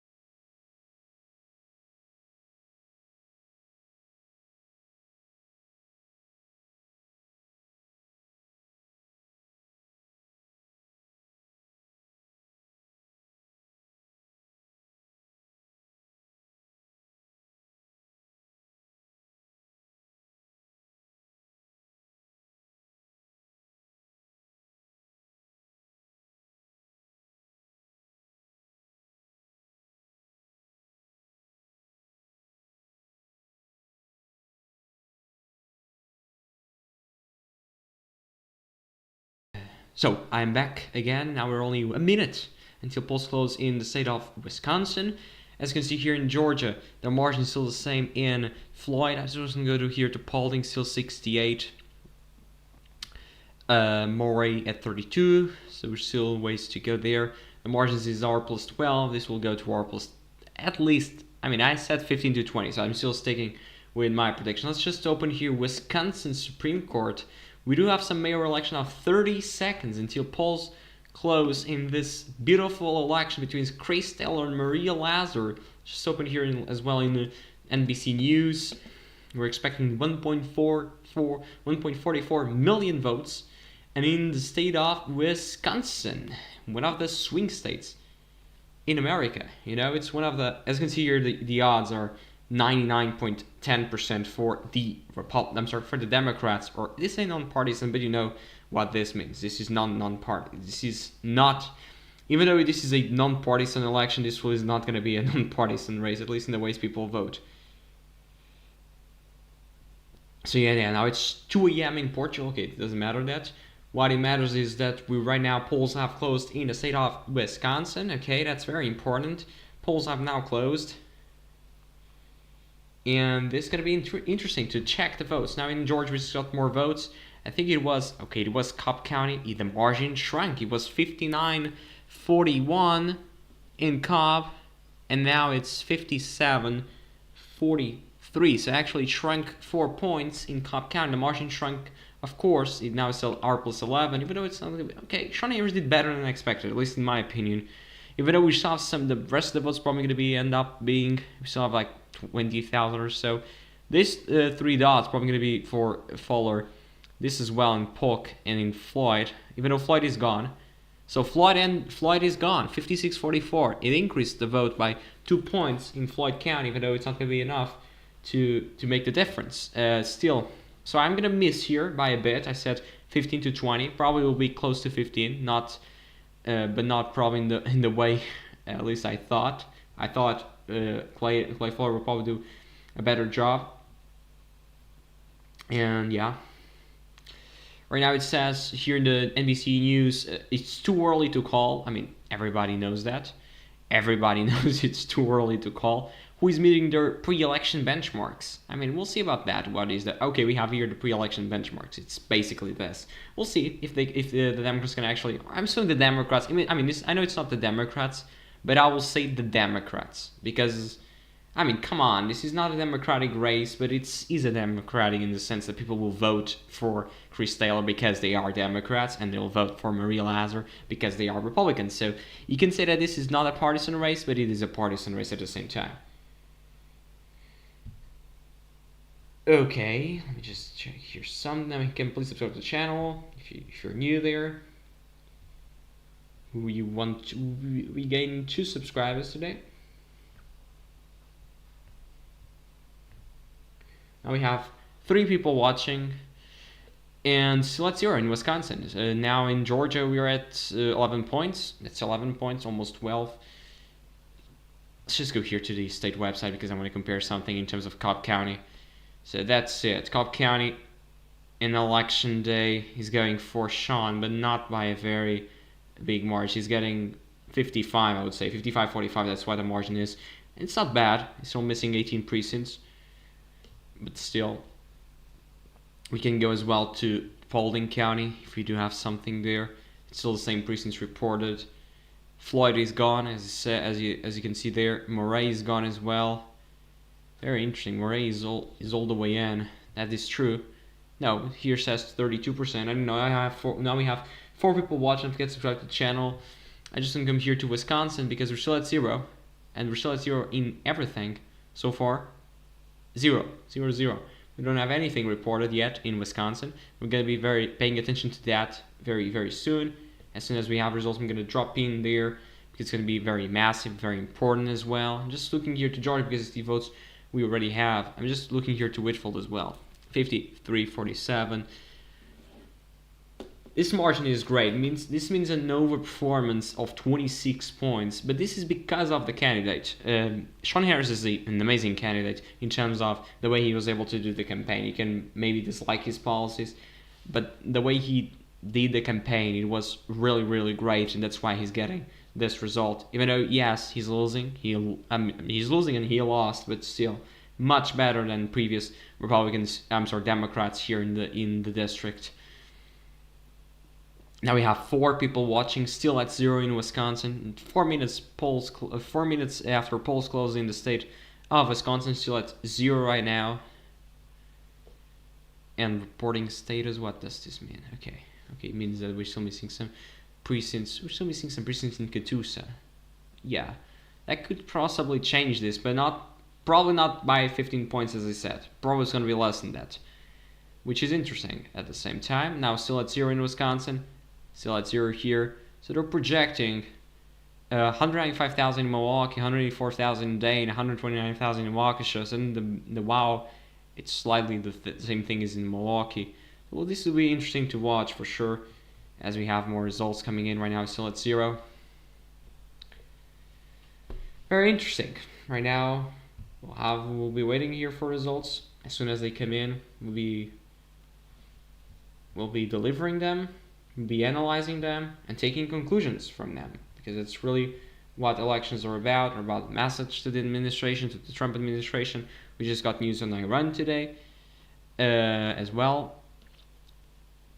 18,000 votes still missing. As you can see here, look at the shift. How votes compare with the 2024 presidential election right now. As you can see here, the highest shift right now is Floyd County. To be honest, this is close to where Shawn Harris lives. I think Shawn Harris lives right here around Polk to Floyd County. But it's 30 points more in the 2024 presidential election. 25 in Chattooga, 25 in Walker, 29 in Dade, and the lowest right now is 22 in Polk County. As you can see here, Georgia's 14th district encompasses partial areas of Cobb County. For this area, the New York Times produces estimates of the 2024 presidential election using precinct level data. It's only a part of the district, the county. Here, as you can see, it's now 12 again. Why? Why is 12? It's interesting. Why it is 12? Okay, Catoosa is now gone. Is over. I mean, it's almost close to 100% in. That's why it is changed now to 12 points again. Very interesting. Let's go to Wisconsin. We're still at 0. Here in Wisconsin, we're still at 0. In Wisconsin, in NBC, we're still at 0, so nothing new there. So now we have 2 people watching. I mean, we're still at with 0 results, so nothing to be so happy about. I'm still waiting for more. 78% in there in Georgia. So the votes are left are in basically, so we have 18,000 in Democratic areas, and then the rest of it are basically 10,000 in Republican areas. But the majority are in Democratic areas. I mean, those are going to be evenly split. Like Paulding County is basically being 50-50, and Cobb County election is probably going to be like 54-46. So maybe Shawn is going to reduce the margin. That'll be interesting if that happens. I mean, if he can get within 12, that's really interesting for him. So we can actually take this out because it doesn't mean anything right now. In Wisconsin, we're still at 0. So already 7 minutes after poll close in Wisconsin right now, still 0 votes. Let's see in 2024 how much time this took to get results in Wisconsin. Let's go to Wisconsin here. Sorry, what happened here? Wisconsin. I'm sorry. I don't know what happened. Okay, here. So in Wisconsin, we got results 9 p.m. So we were at 9 p.m. I think it was like 20 minutes after it. I think it was like 10, 15 minutes after 9 p.m. And then we reached 95% plus at 5 a.m. Not a little bit less than that. Like here it was mostly everything counted at 1 a.m. But still, I mean, I don't think we're taking so long to count the votes because this is not 3.4 million votes to be counted. It's okay. We just got votes.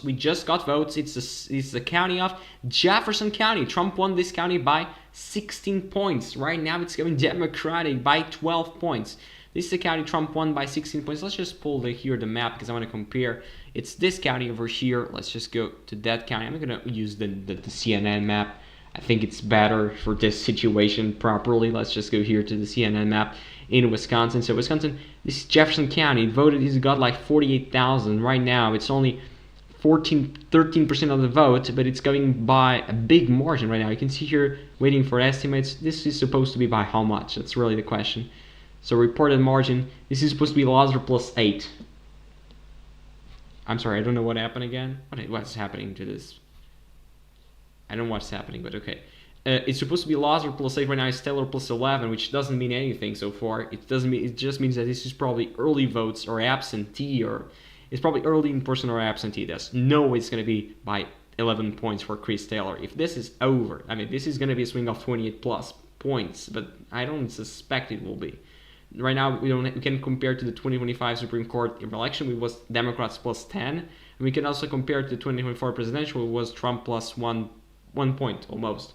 So right now we cannot compare to anything because we don't have any county that's fully the way in. If you have any question, you can ask me. Okay, we just got more votes. We got Waukesha as well, less than a percentage point, and we got also Green Bay. If this is the vote in Green Bay, of course this is the election vote. Please don't jump any conclusions because they're saying, I mean, it's a huge performance. She's winning. She's winning Brown County by more than 20 points, but Trump only won by 8. This is only early vote. So please, election vote. Please don't jump any conclusions out of this. It's really not significant right now. And in Waukesha, it's probably only one precinct. It's only one precinct. That's why we have this huge lead of 38 points. It doesn't mean anything. And look here in Jefferson. We just got more votes. Election votes are coming in. Chris Taylor now is ahead by 6 points. He's not ahead by 8 like it was before, or 11, I'm sorry. Right now it's still a gap. We just got more votes in Kenosha. This is going to be a very important county for the Republicans. I'm going to say to you, it's going to be a very important county for the Republicans right now, or for Maria Lazar, endorsed by the Republicans. That's 6 points. Trump won this by 6 points. You may think, okay, it's matching. It doesn't mean anything. It's just election day votes. When you have just a couple hundreds, a couple thousands, it means it's election day because it's just counted by groups. But right now, as you can see here, this is a precinct probably. It's like 2 or 3 precincts in Jefferson. Right now we're at 36%. When this is all the way in, because right now we don't have nothing all the way in. So you can see Lazar is actually exceeding expectations, everything apart from Jefferson County, but doesn't mean anything. We just need to wait. And they increased the estimate of turnout. Now it's 1.5 million, I'm sorry. And here is the same thing, so it doesn't matter.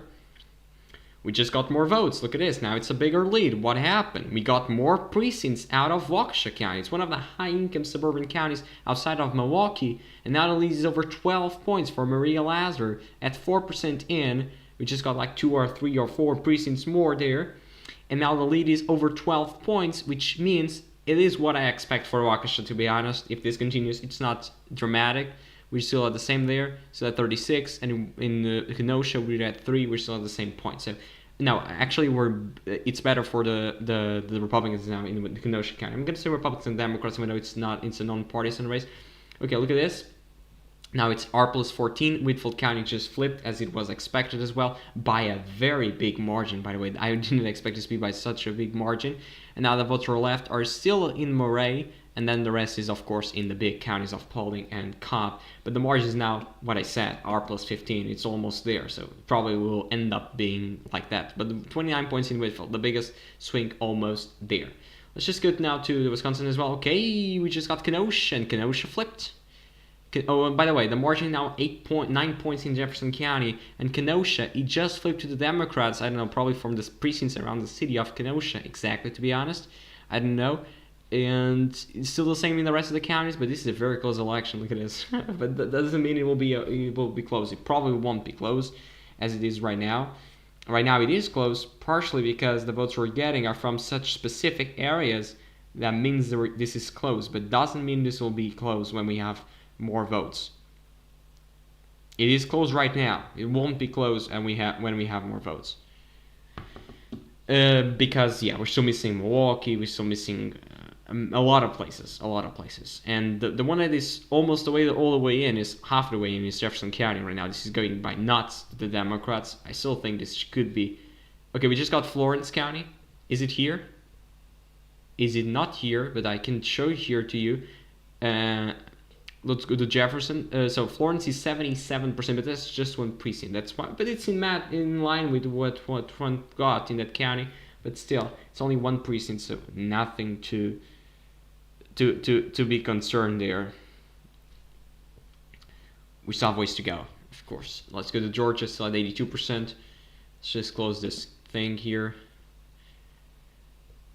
And okay, we just got this county here, Wood County, and Taylor is basically breaking even. Everything is breaking even. This is Wood County.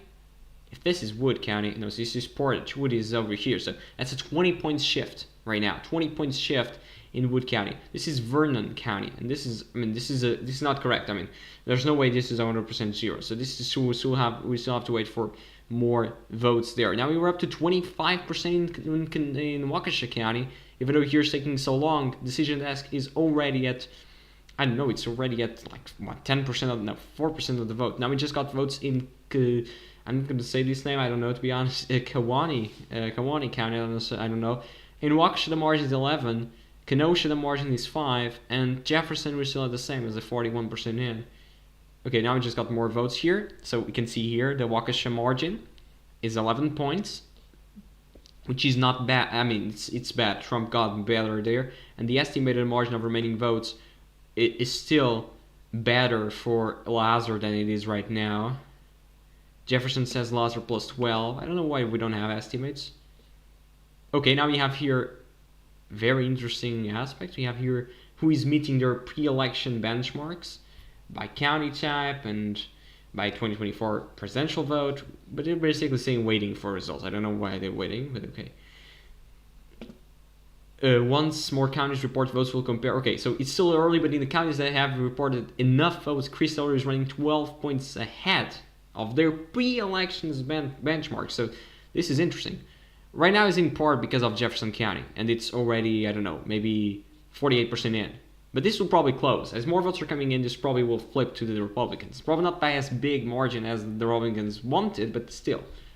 Probably going to be for the Republicans when more votes are coming in there. Jefferson is still the same. Let's just go here. We just got Madison. Look at this Madison vote. And now I just think it flipped. It flipped for Chris Taylor because of Madison now. And now 60% in Jefferson. And this is not being great if you think about for Maria Lazar. She's not even winning Jefferson County, which is very, very bad. I mean, if you consider what's happening, I think we can actually project this for Chris Taylor because she's not even Maria Lazar is not meeting the targets in any place so far. The Democratic overperformance in Georgia facing the race in the state Senate this 53rd. Lightning Thompson, Republican, won the district by 36 points. Special runoff, most of those reported to be in. In 2024, Clayton more Republican. What he says there. I cannot access because I don't have the subscription of the New York Times, but it doesn't matter. As you can see here, 27,000. Let's just go here as well to Wisconsin. Okay, just got La Crosse. La Crosse 65-35 in La Crosse. Let's just go here to La Crosse. Again, 10 points better. 10 points matter. I mean, 10 points matter for sure. And right now, I just got more votes, I think, in Waukesha. Waukesha is now at 12 points. 12 points is not bad. The question is, Trump did much better here. Trump won this by, I think, 20. Almost 20 points. It was 20 points. It was 19.7. So if this is only 12, it means this is not great for Republicans. That can be only a 7 points underperformance. Could be much better. It could be much worse than that. We don't know. Kenosha is at 15% and Jefferson is at 10 points at 58%. I mean, 10 points in Jefferson, whereas in 2024, this was 16 to the Republicans. So this is 26 points difference. Right now, I just got Vernon County with the votes we have in. It's really, really nothing to be concerned about there. If you're a Democrat, you're beating your targets. And La Crosse as well, 35% of the vote. Even though it looks like that Maria Lazar has a lead, she does, actually, but it's not significant at all because the votes we're getting, I mean, she already has 38% of the vote in from Waukesha County. That's the biggest portion of the votes the Republicans can actually get in terms of margin. Right now, she's maxed out there. A tie in Forest County, basically ahead 76. We already saw that county before, I think. Or it was this, no, it was this county, but okay, it doesn't matter. This one here, still very early, cannot even compare anything. Wood still at, okay, Wood is interesting. So it's Lazar is winning by 3 in Wood. And this was by 20. So that's at 17 points underperformance. It's really bad. Madison, that's the same thing. Now, Waukesha is becoming larger. Now it's 13 points. Can actually be like that. That's interesting. 13 points is not that bad. I mean, it could be much worse for the Republicans. And I thought if this will stay at 13, I don't know what were the targets. Okay, now it just flipped because of Madison. Madison now is at 10% in. If this percentage stays in Madison, it's not great. Again, the percentage is very early. Sauk County, usually these votes with the state as a whole, right now is going by 22 points, which doesn't mean anything. It's still very early. The New York Times said we're going to have benchmarks or so, and right now we're not having the benchmarks they said we would have. I don't know why that happened, but okay. In the Georgia 14th, you see here 15 points. As I said, 15 points. It's coming 15 points, and the margin is closing in Cobb as more votes are coming in, and Moreira is gone. So Moreira doesn't have anything left. It's just the 18,000 votes left in Cobb and in Paulding. Both together have the 18,000 votes left. The margin just closed again. Why?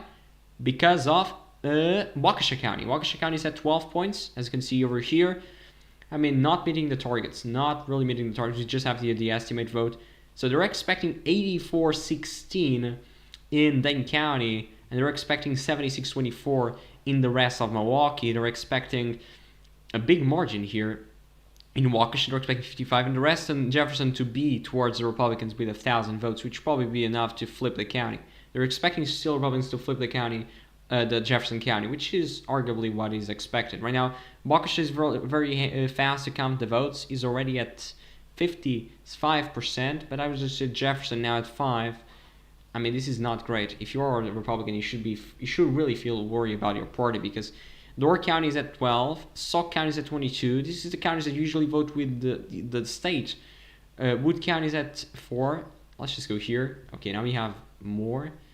Outagamie is at very close. Outagamie was for Trump, but not by, it was by 10 points. So if it is close, means 10 points shift. 10 points shift is something. Right now, Brown County is still standing at the same. Okay, now we just got more votes. And now it'll still seem that the race is very close. It doesn't mean it will be close, because it probably won't.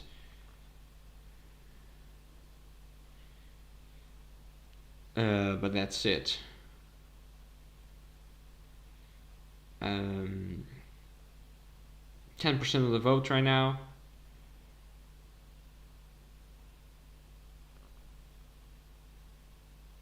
Okay, 10%. Just got more votes now. Democrats went down a bit. Why? Kenosha is at 29%. Jefferson now is at 4. The margin is 4, but still, they still expect. Okay, they expect 10 points, but I don't know what's happening here. If you go here to the reported margin in terms of Jefferson County, they expect this to be 10 points. The rest of the votes, yeah, I don't get this. It probably won't be 10 points in the rest of the votes, but okay, they say it might be, but it won't, probably. 10% in Dane County, still standing at the same. Probably this was the mail-in votes or so, the absentee votes. Still 4% there, 38% in Wood, 55 in Waukesha, 84 in Jefferson, still standing at the same. Okay, just got Green Lake, but that's very early. I mean, we won't compare these places because, and now Wood is at 3 and Wood was at 20, so that's 17 points worse. Still standing at 17 points worse, which is interesting. And now we just got more votes. We got votes in Madison. That's why the margin just increased a lot. And now we're up to 22%, and the margin just increased to 79. The rest of the votes there, we are expecting still to be 84-15. Okay, that's interesting as well. Nothing to tell you about Madison. Madison is the city of Madison, University of Wisconsin there. Kamala won this by 52 points, as you can see over there. It's very, very democratic, so nothing unexpected there, if you will. Right now the problem is Jefferson County. I mean, this is really, I mean, it's 16 plus 4, which is 20 points worse. Okay, just got Fond du Lac County, and it's going by 12. Let's check Fond du Lac here, if you want to check. So Fond du Lac, 12. 30, so 21.28. I'm sorry, 18 points worse. It's standing on the 18 points worse. So right now I think it's going to be a 17 points win for the Democrats. I'm still standing at that projection right now because the votes we're seeing are actually so interesting. You can check the margins, and the margins are, I'm assuming they will get, okay, we just got more votes where? The margin went down, probably in Waukesha. Yeah, it was in Waukesha, the margin is still 12 points there. Jefferson, the margin is 4, but we're still missing 15%. Dane County, 22%. Sauk County is at 33, and Dora the same, 40 now, 12 points still. I just want to come here because right now they increased the target. So now they're saying 77% for in Milwaukee and 85 in Dane. They were saying 84, now it's 85, what the New York Times is saying for the projection of the estimated margin of remaining votes. And Brown County at 4, so still the same, 14% in. Let's just compare here if we do have something new. Rock County, okay, Rock County, so Rock County is 26 points. Election Tree has called out for Christelle, yeah. I mean, so, what's up with the vote? So in the Georgia, Clay Fuller won against Shawn Harris by 15 points. As I said, will happen between 15 and 20. Probably will be less than that. I would argue that I was mistaken a bit there because Pauling and Cobb still missing some votes. So maybe this will go like 14 to the Republicans, but it will still be a win, even though it's going to be a swing of more than 15 points. I would say almost more than 20 points in comparison to 2024 with the Trump margin. So that will be important for the Democrats. In Wisconsin, the Democrats are probably going to win this. I mean, Marjorie Taylor Greene won by 29. So it's going to be a swing of 15. Not even 15. Almost 15 points. And yeah, in Wisconsin, it's going to be a win for the Democrats or for Chris Taylor, endorsed by the Democrats. Because, I mean, she's doing so great around the big cities. Of course, that's what the Democrats usually do. But still very big margins in Dane County. The New York Times is expecting the margin to now be 86%. They're expecting the margin to be even bigger. 78 in Milwaukee and 86 in Dane. This means, because last time they got 82, I think, in Dane, the Susan Crawford race against Brad Schimmel, the Republican, in last election that Musk and Trump were in Wisconsin to because of that. So 82 now is 86. So if that holds, that means it's probably going to be a win by around 16 to 17 points in the state of Wisconsin. Of course, a low turnout elections. They cannot even divine a lot of stuff because of this. You cannot divine a lot. But let's just go to this county, 74-26. And that was 74-20. So the Trump days, at least the percentages are mostly the same in the heavy Trump counties. Even though the rest of it, it's really, really bad. I mean, if you go to the suburban areas, it's really bad. Now we just got more votes. Where? We got Rock County, 39%, that's it. And also Sauk is at 33, 40% indoor. So Waukesha is at 68, the margin is still 12. I mean, 12 points is not great there. They need to get at least 20. Right now, they're only at 12. We just got Winnebago and Outagamie. Outagamie is very competitive, so that's basically 50-50. That's a 10-point shift, 10-point shift in Outagamie. And Winnebago, which is Oshkosh, 6 points there for the Democrats. It was basically 5, so that's 11 points shift. So it's between 11 and 16, the margin we're seeing in terms of shift right now for the Democrats in the state of Wisconsin. Even though, yeah, I mean, this will probably go, right now it's Democrats plus 9. We're still missing a lot. I mean, we're still missing a lot in Dane. We're still missing a lot in Milwaukee. Everything in Milwaukee. So, yeah. And right now, they're baiting everything. Look at this. Reported margin, Lazar plus 22 in Brown, even though the votes we have in Brown are the election day votes. Let's just go here to Jefferson. Jefferson will stay Democratic. This is a swing, a big swing. Is a swing of 16 plus 4, which is a 20-point shift. 20-point shift in Jefferson County.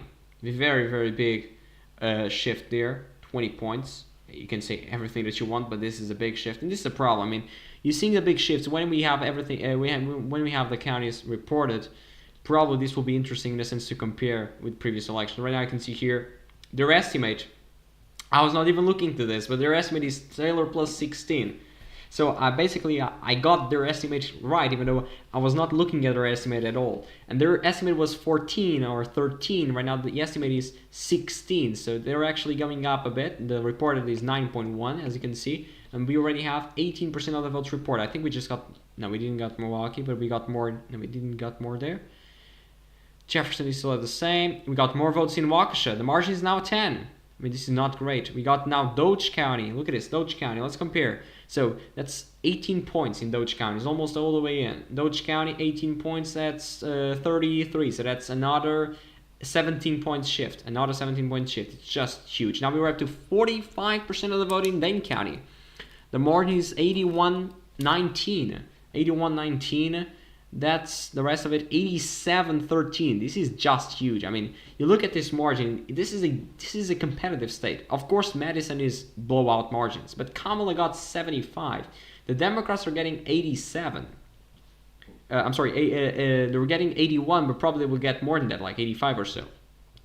So as you can see here, in terms of the New York Times estimate, is now Taylor plus 17. So it is actually growing. As we get more votes, the margin is growing more. For the Democrats, right now it's over 17 points. It's just huge. I mean, and the share of expected turnout were at 24. So this is actually going fast. It's not a lot of votes as well. So, I mean, it's probably going to be fast to count everything.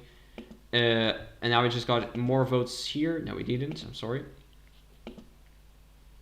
Let's just see if we get anything new here. Doge is still the same.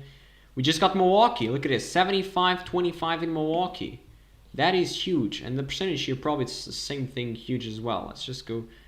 Okay, Decision Desk HQ projected Chris Taylor, the liberal judge, and probably endorsed by the Democrats, to win the race. 61 now to 39, even though this is probably going to close a bit more as soon as more votes are coming in. But it's really huge to see this percentage out of Milwaukee. 75 in Milwaukee. I think Kamala got 70, almost 70. So 68. I'd say another huge overperformance of more than 14 points in Milwaukee. If you go here now to their estimate, their estimate is 14. I mean, I don't see why this changed so a lot, because this was like 17. Now it's 14. I don't know what happened, but okay. The rest making 77 in Milwaukee, right now 75. I assume the votes we're having in Madison are the first votes we got probably were the election votes, so now we're getting the mail-in votes. That's why the margin is going up for the Democrats. Now we just got here 7%, here 65% in Marathon. Let's just compare. So that's 2 points in Marathon County, and that's 19 points. So 19 to 2 again, 17 points worse. We're seeing that repeatedly across all the places in the state of Wisconsin. Not even a single place is all the way in. The closest, the closer we have is Jefferson County, and that's at 3 points right now. In terms of the estimated votes remaining to be reported, let's just go to Milwaukee, still at the same. And now we're at 47, I saw the same. I think it's the same things we have here. Okay, it is. And now their estimate, as you can see over here, is 16 points. The New York Times says. I don't know what happened that went up and then it went down, but okay. We're still missing a lot in Milwaukee. Don't forget, this area is over here. This will vote Republican in most of the places, so that's why this will probably close a bit more as soon as we have more votes. And we're at 22% in Brown, 65 in Door, and 64 in Sauk. So Door County votes as the country, basically. Jefferson County went for GOP line by 6 in the court race in 2025. Right now it's going to go by 2, so that's interesting. That's an 8-point shift. I said 17 points to the Democrats right now. So in 2025 was 10. Another 7-point shift as it is happening there. Maybe it will be in the ballpark of 17, as I said. I said in my videos, I thought 10 points would be a great win for the Democrats here, but then I start realizing this is much worse than I thought, and really this is really a bloodbath for the Republicans. But they didn't care about this race. You have to argue that if you're a Republican, but still, a race is a race. You don't want to lose it. Doesn't matter what happens. And Winnebago at 45, Outagamie. Now let's compare on Outagamie. So that's 57-40. That's a huge drop. I mean, that's over 24 points. Again, this could be the early vote, but still. 350,000 early vote. Yeah, but okay. Okay, we're still, now they say 16 points, the New York Times. Will they have anything already counted? I don't know. maybe not. Yeah, they don't have here any arrow, which means we don't have anything fully in. But Sock is at 64 and 65 indoor. Now we're at 27 in brown. The Republicans are still leading there, which is interesting. But I mean, I know you can see that it's matching Trump, yeah, in Brown County, which is a suburban area, but we don't expect this to stay. Betting markets are projecting victory for Crystal. Not only prediction markets, betting markets.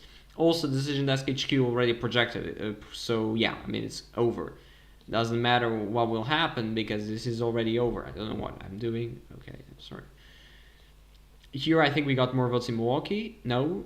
And in Dane we're still at the same. I don't know why didn't add Milwaukee here as well. Kenosha is at 10. And Kenosha voted for Trump by 6. So that's a 16 points underperformance. It's basically 16 all the way. And now the New York Times estimate says 17. Okay, let's see about it. But yeah, we're still now we're at 29%. This is really fast. 34 minutes in, 29% of the vote in already. In Georgia, we're still at 86, but nothing changed, and nothing will change coming right from here. Now we just got Milwaukee. That's why the margin jumped up a lot.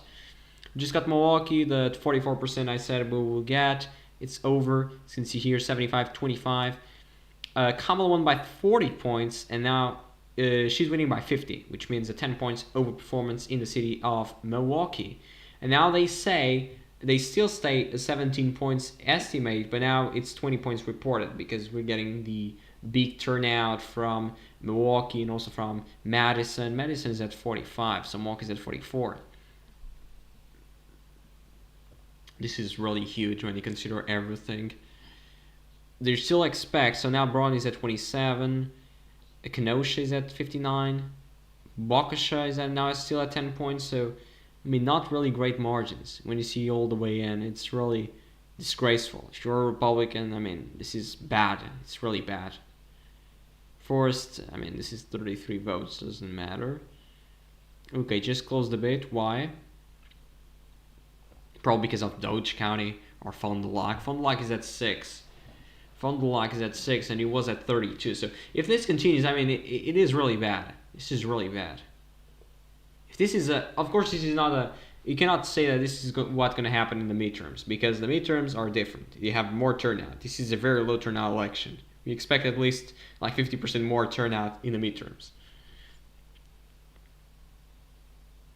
But it's really bad. I mean, when you're seeing this map and you're seeing a lot of blue, especially in places you don't often see.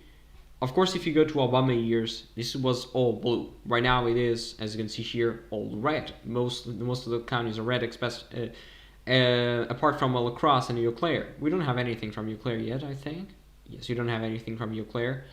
But the rest of the state of Wisconsin was red, and right now it's starting to be more blue or bluer, and that is interesting. Now we have Sheboygan. I don't know how to say this. I'm sorry. Maybe it's like I'm gonna try. Sheboygan County County is by 30, so that's 28 points. And that's better. That's better, even though it's probably doesn't mean anything. It's just the election vote, but okay.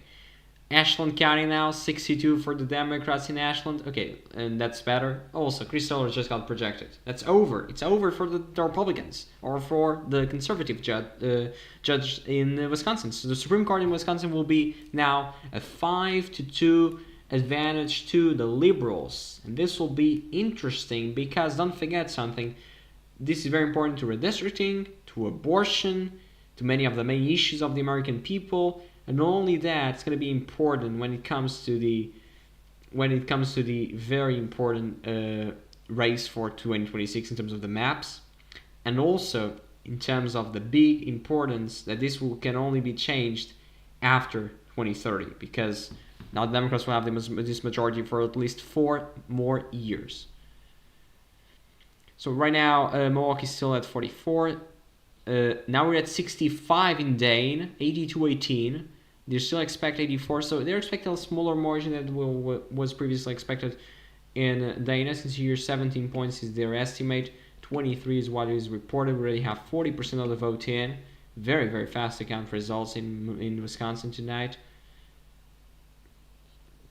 They basically had that benchmark, or whatever you want to call it. Waukesha mayor right now is going for the Democrats. I mean, this is really interesting.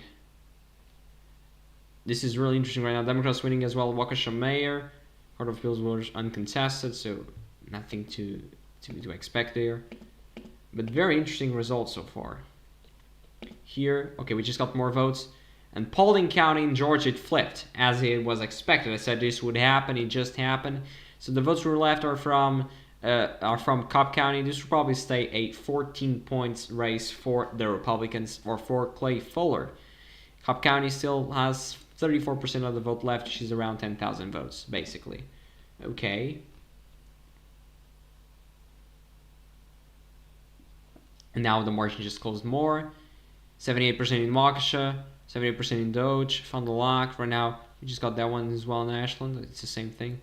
Douglas, Eau Claire, it's 34 points in Eau Claire County. It's all the way in almost. 34 points, so that's another 20 points over performance. I think we were... Okay, we just got the first county all the way in. Look at this. Look at the ways. It's Jefferson County. 20 points more Democratic than in what it was in the 2024 presidential election. So, do you think this tells us much about the Georgia Senate midterm? No. I mean, this is a special election. It has 119,000 people. The 2024 result got... of course, it was a presidential year, so you can assume like 70% of this, so like 300,000 people will vote in the midterms. Only 119 voted today, so you cannot actually divine anything about the result we got tonight, even though just that Shawn Harris is a great candidate, because he is, in terms of the way he campaigned, the way he can fundraise the money. It's really great. I mean, he got 43%. He got like 10 points, not 10 points, but at least 7 points better than he got in 2024 against Marjorie Taylor Greene, of course, incumbent as well. So, but he will run again in November, so we'll see if he can actually make this thing more competitive, even more competitive than what it is right now. So Jefferson County, 20 points more than in 2024, and in comparison to the Supreme Court in 2025, it was 10 points more Democratic. So this is really huge. I mean, you can say whatever you want. Now the New York Times estimate said Taylor plus 18. 18. You see what is that? So right now, who is ahead of their benchmark? So right now, Taylor is doing the best in terms of the suburbs. This is what it was expected overwhelmingly. In the rural parts, Taylor leads by 11 more. What is this? Needed at least plus 42. I don't know what is this, to be honest. Okay, but Taylor is leading in the rural counties as well. So this is interesting. And right now, the counties, Harris won. She's leading by 51, and the counties Trump won. She's leading as well by 1.4. This is really interesting. This is really interesting. You see, this is I meant more for Ossoff than... I mean, Ossoff will win. At least that's my prediction right now. I think he will win by a very substantial margin for Georgia. I think it will be like 5 points or more, which is great. I mean, Georgia went for Biden by 11,779 votes in 2020. So if he can actually get 5 points, which means like 200,000 votes or so, it's really great. I mean, I can say it's a win. It's a big win in a state that is in transition right now to be more democratic. So if you go here, 48% in on the vote, that's 21 points for the Democrats. It's not going to be 21 points, probably a little bit less than that. Now 62% in Milwaukee, 65% in Dane. Majority of us are in Republican areas. The margin will close more as more votes are being counted. But still, not as... The Republicans are not happy with this. They must not be happy with this. This is a really bad result. And, I mean, if this means that we'll have bad results when it comes to the Virginia amendment, we'll see about that. So Waukesha County, I think it's gone. No, it's 79%. But right now, Taylor is 9 points ahead of the benchmark. This is huge as well. So she's beating everything, basically. And right now, even in rural counties, she's leading by 10. And the projection margin now is 16. Okay, it went down a bit, the margin, the projected margin at least. Blue MAGA lost in Georgia. I mean, I don't know what you mean by that, because MAGA won in Georgia, if you want to talk about that. I mean, not by much, but still, a win is a win. I mean, probably this is a warning sign for the midterms. You can say that way, but it's still a win.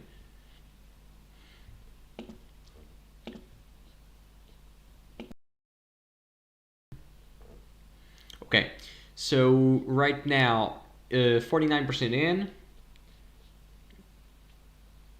I mean, it's really huge to check, and even in the counties Trump won, right now by this margin we have right now, Trump should be winning because we have more votes in the areas that Trump won than Harris won, and it's this election right now. This is really huge. I mean, no matter how poor you or how worse you think of the Democrats, it's really a big night for the Democrats right now. And they're just getting the margins. This is huge. I mean,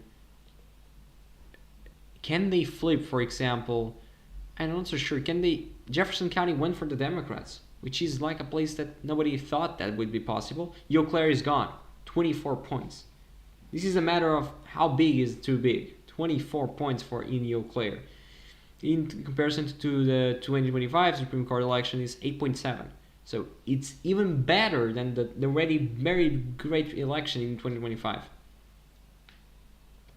Taylor plus 23 right now projected, but the majority of the votes are in Milwaukee and also in Madison. Madison is at 76%. It probably won't be as high as the Democrats wanted in Madison. They probably wanted 86 or 85, but still it's a very great win, so it doesn't matter.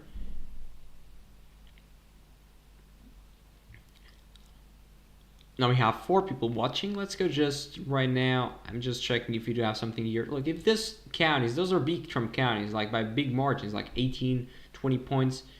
The Democrats are basically, they were just creating another map in Wisconsin. Doesn't mean this will replicate in the midterms. I don't think this will, but okay. So now we just got more votes. Where? So Sauk County and Door County, those are the ones that replicate the country, the state in this case as a whole. So 18 points in Door County. He voted for Kamala by 2. She lost by 1. So you can say that this is 3 points bluer. So you can say that right now it's 18. It means it's going to be like 15. And in Sauk County, he voted for Trump by 2 points. And it's right now by 20. This is even worse, but it's still 64%. That one is more advanced. Right now we just got votes in Douglas County as well. Douglas County is 91%, 65 to 30 points in Douglas County.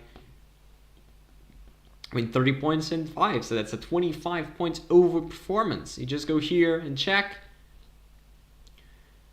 I'm sorry. Here we don't have anything so far, but okay.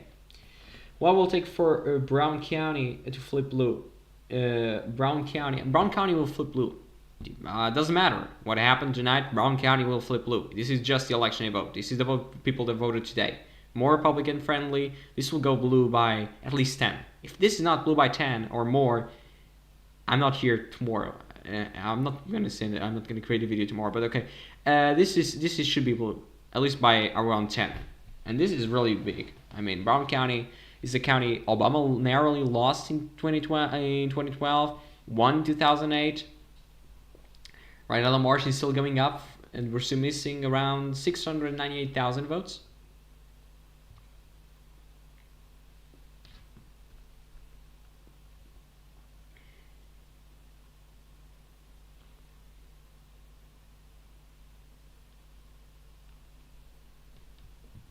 Okay, let me just do here something. As soon as we are waiting for more votes to come in, because this is really what this is about. We need to wait for more votes. Let me just take here something.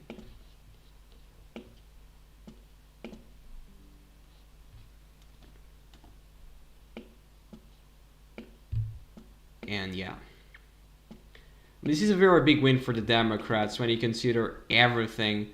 This is big. I mean, the Democrats are in great shape to win the House by at least, I would say, 240 seats. That'll probably be their target.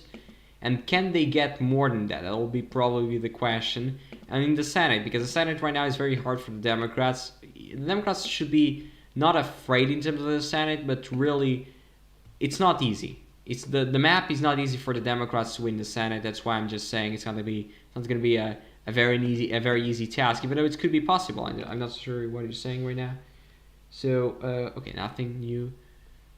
But it's going to be very, very interesting to watch the Senate as well coming in. For sure, it's going to be interesting, and also to check what will happen when it comes to the House as well, because the House matters. Probably the Democrats want to impeach Trump. We'll see about that, if that will actually happen or not. Now the lead is at 61.1, 38.9. I mean, this is Madison is now at 76, Milwaukee's at 62, so same thing. Ozaki is at 12 points Democratic. This was Republican by 10, so that again, 20 points, 20 plus points over performance. It's really huge. I mean, it's really huge. So you can tell me whatever you want, but this is huge in the way you wanna qualify. It's really big.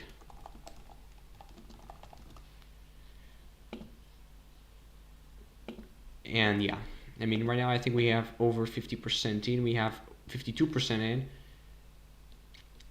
And she's just beating everything. Look at this. Trump won. The Trump won counties right now. It's going for Taylor by 3. She's winning in everything. So Lazar is winning. This is wrong. I mean, this is. Please don't take in account this. This is not correct. Lazar is not winning Milwaukee. Okay, this is not correct. Lazar is losing Milwaukee by a big margin.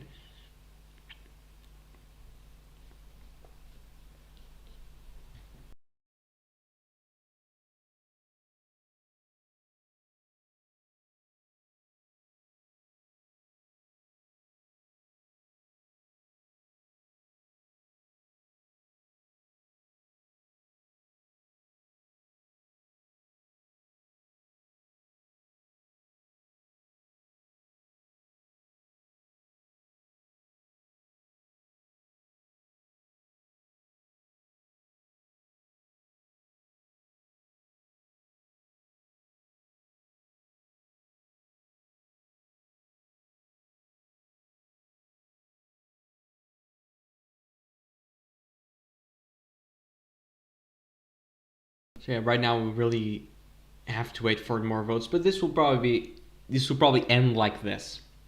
I will not assume this will go much more. This will probably end in the ballpark of 17, 18 points. Right now, the New York Times is saying 16, but they're staying with their prediction now 17. I don't know. We got more votes. I don't know where. Milwaukee? No. Madison? No.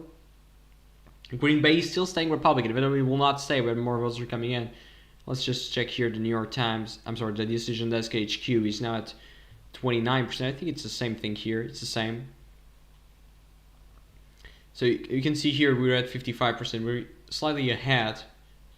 Well, it's not very much difference, so it doesn't matter.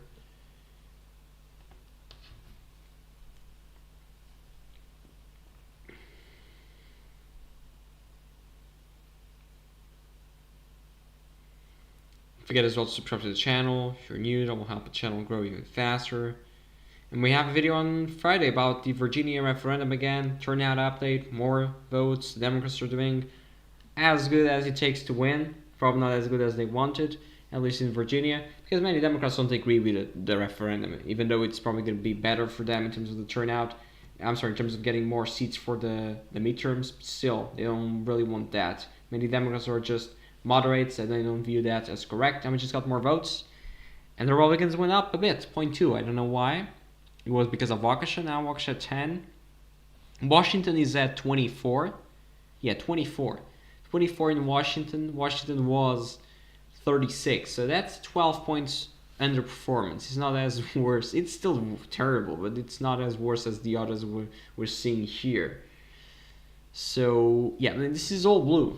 This is the 2024 map. This is the 2025, 2026 map. It's just completely different.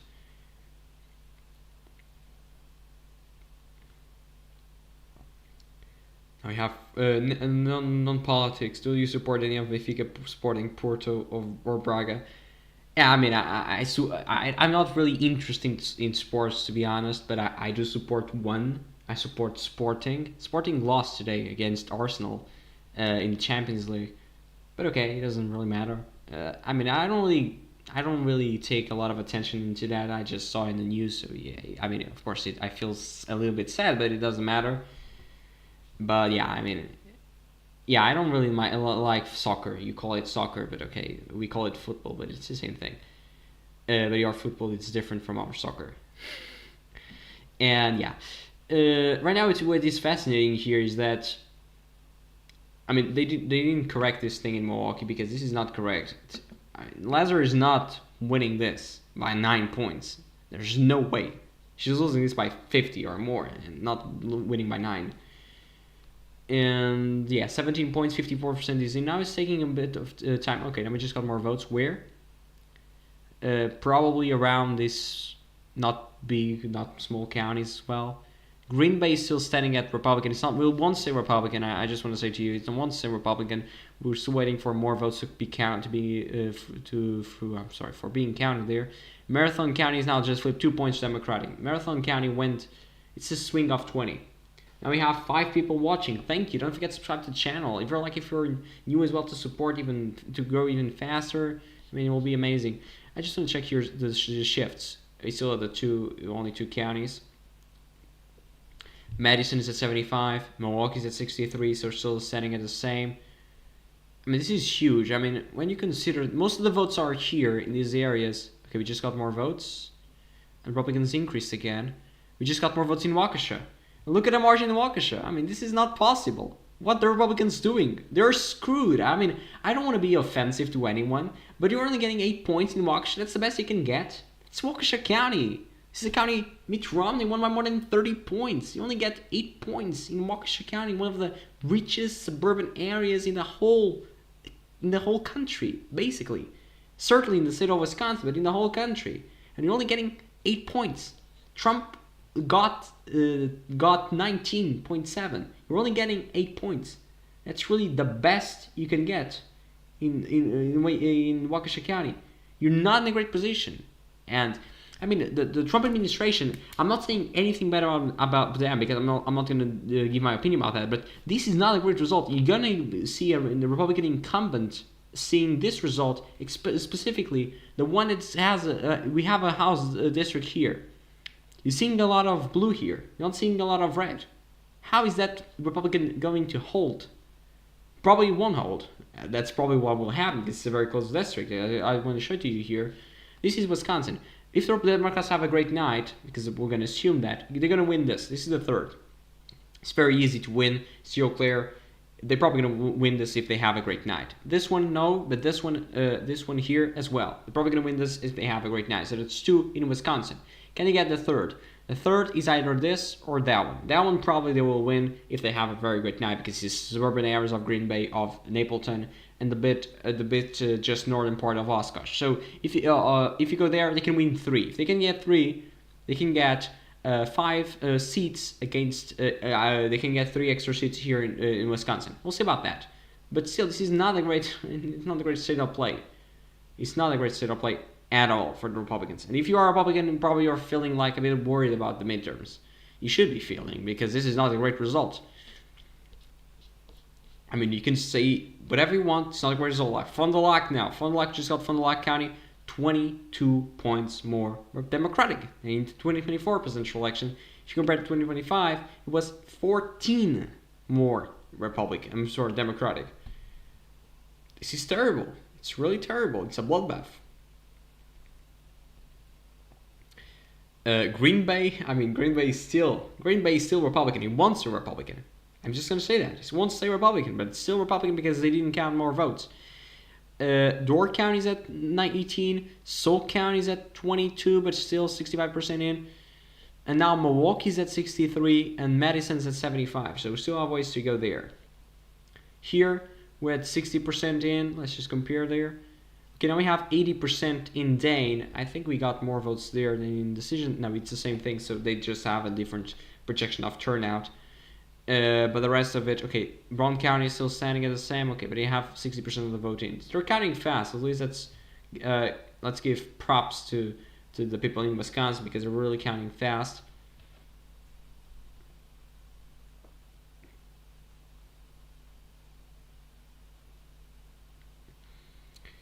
Okay, I mean, we're live streaming like for almost 3 hours. I think it's all for 3 hours right now. started the live stream like I think 3 hours ago exactly. A little more than that actually. And yeah, the New York Times is expecting 17 points. Okay, makes sense. But I'm still waiting. I'm still looking forward to seeing the results in Milwaukee and in Madison. The rest of the votes we're looking forward there, and really the rest in Brown, because Brown will go Democratic. There's no way this is gonna go Republican in this type of night, because this is really a bad night for the Republicans. I would say this again. It's really bad. Let's just check that race in Wisconsin, because we have that Waukesha mayor. He's still standing Democratic. I mean, Waukesha is probably going to have a Democratic mayor, which is very, very interesting. They say the election is officially non-partisan. They say whatever they want. It's nothing is non-partisan right now, but they say it's non-partisan. So it's non-partisan. It's not non-partisan, but okay. And let's just go here. They still say Lazar plus 9 points in Milwaukee. I still think 17 points in Green Bay. This might be true because they're only counting the votes. I don't know. This doesn't make any sense, but okay. Okay. And right now Taylor is winning by 3. The counties Trump won, and in large cities Taylor is winning by 66 points, and in rural parts of the state by 9 points. Let's see if we got anything. We didn't. We're still standing at the same. Madison's at 75, Milwaukee at 63. And this is really taking not a lot of time. We're only 1 hour after polls close, and already at most of the votes are Price County. This is an interesting name. Look at this. 39%, it's basically breaking even in Price County. Let's just check how Price County was in 2024. Price County was 32 points. I'm sorry, 31 points. So again, 31 points. This is crazy. 33 points underperformance. This is crazy. I mean, you can say it's really unbelievable. Unbelievable in Price County. This could be the early vote, but still. This is Ashland County, 4 points. Ashland County. Okay, this is actually interesting. This could be the election day vote. Now this is taking a bit to count. I don't know why. Probably they're counting all the absentee votes in Milwaukee and they're going to release them all at the same time. That's what they do most of the times. Kenosha is at 79, so that's 17 points in Kenosha. That was 6, so that's 17 plus 6. Again, 23 points difference in Kenosha. Very big as well. Now it's at 60% in the decision desk.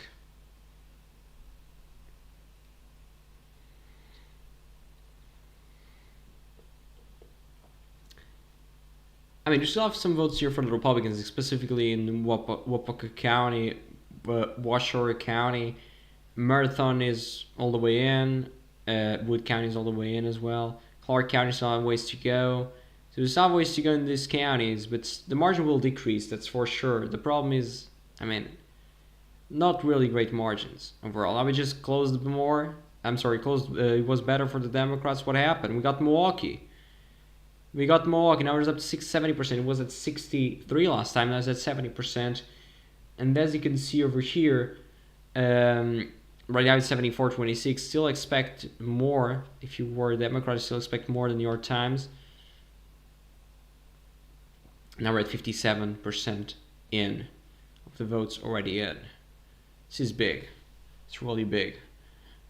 92% in Douglas, 30 points. It was a very close election, only by 6, so not a very big overperformance by the Democrats. Let's go here. We still have the same 3 counties that already finished.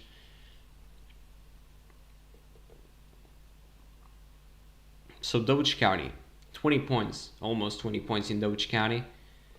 And that was 33. So again, another huge underperformance. It's really at all the levels.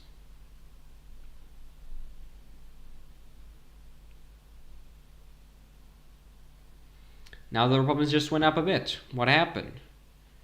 That's really the question. Green Bay is still standing, right? I mean, they probably they don't want count. They don't want to count more votes in Brown County because they know we'll lose. But that's interesting. Probably was in Washington County. Right now it's 62-38 in Washington. Let's go to Washington there. Washington is now, here, 62-38. That's 24 points. It was 36, so 12 points underperformance. It's not that bad. I mean, of course it's bad, but it's not that bad. If you compare to what it was before, it's not really that bad. If I know it's bad, okay. We have 4 people watching.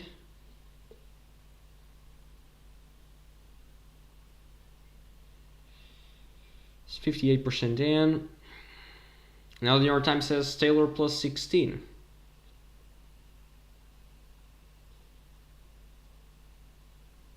We'll see about that. We'll see about that.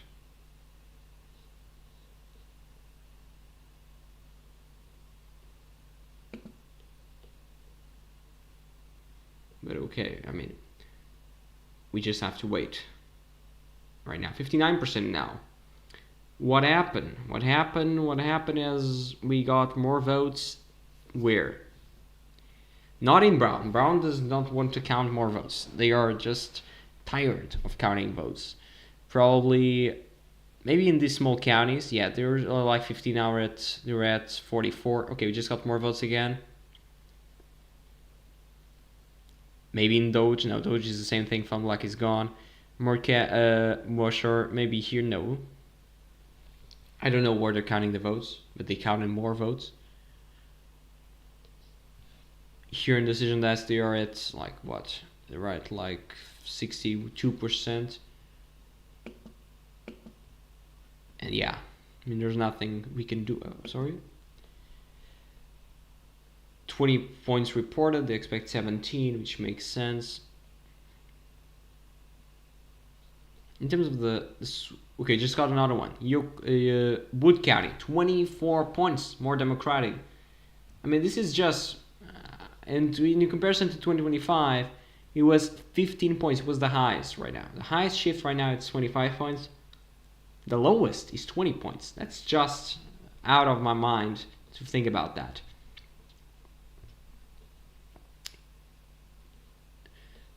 Milwaukee's at 73 right now, and Madison's at 75. So we're almost close to finish counting there. We're only missing 100,000 votes in Dane and Milwaukee combined. So this will narrow to the Republicans, probably not as much.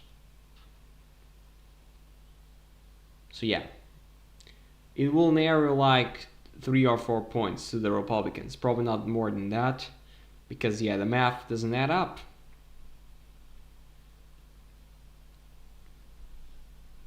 The math simply does not add up.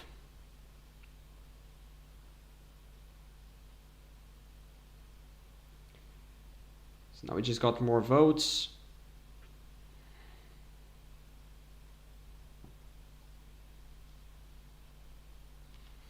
And still it's above 60. Probably one end above 60, but okay. And Brown County is still standing red. They didn't count more votes there. Milwaukee's at 73. Dane is at 75. Now it's at 60%. Very interesting. 18% in Columbia County. I don't know that county, to be honest. Let's check Columbia County. Probably will go Democratic. Everything will go Democratic here. Basically everything. Winnebago is at 16 points. 16 plus 5, which is 21 points shift. And we just got another one. No, we didn't. And now 17, the estimate, as you can see over here. So it's closing the gap, as you can see. And the New York Times estimate is standing at 17. And we're still missing the same 100,000 in Dane and Milwaukee. Let's just check here. 104, so that's 104. It's the same, 122 here, it's the same thing. I think I'm gonna stay here for another like 50 minutes or so, and then I need to go. I need to go to bed because it's really like 3 a.m. in Portugal already. Milwaukee's at 73 right now. We just got more votes than again. Milwaukee still have 13% of the vote. Washington have 19% of the vote. So the Republicans will reach like 42%, which is bad. I mean, if this stays, they will get 3 extra seats in the House in Wisconsin for the Democrats.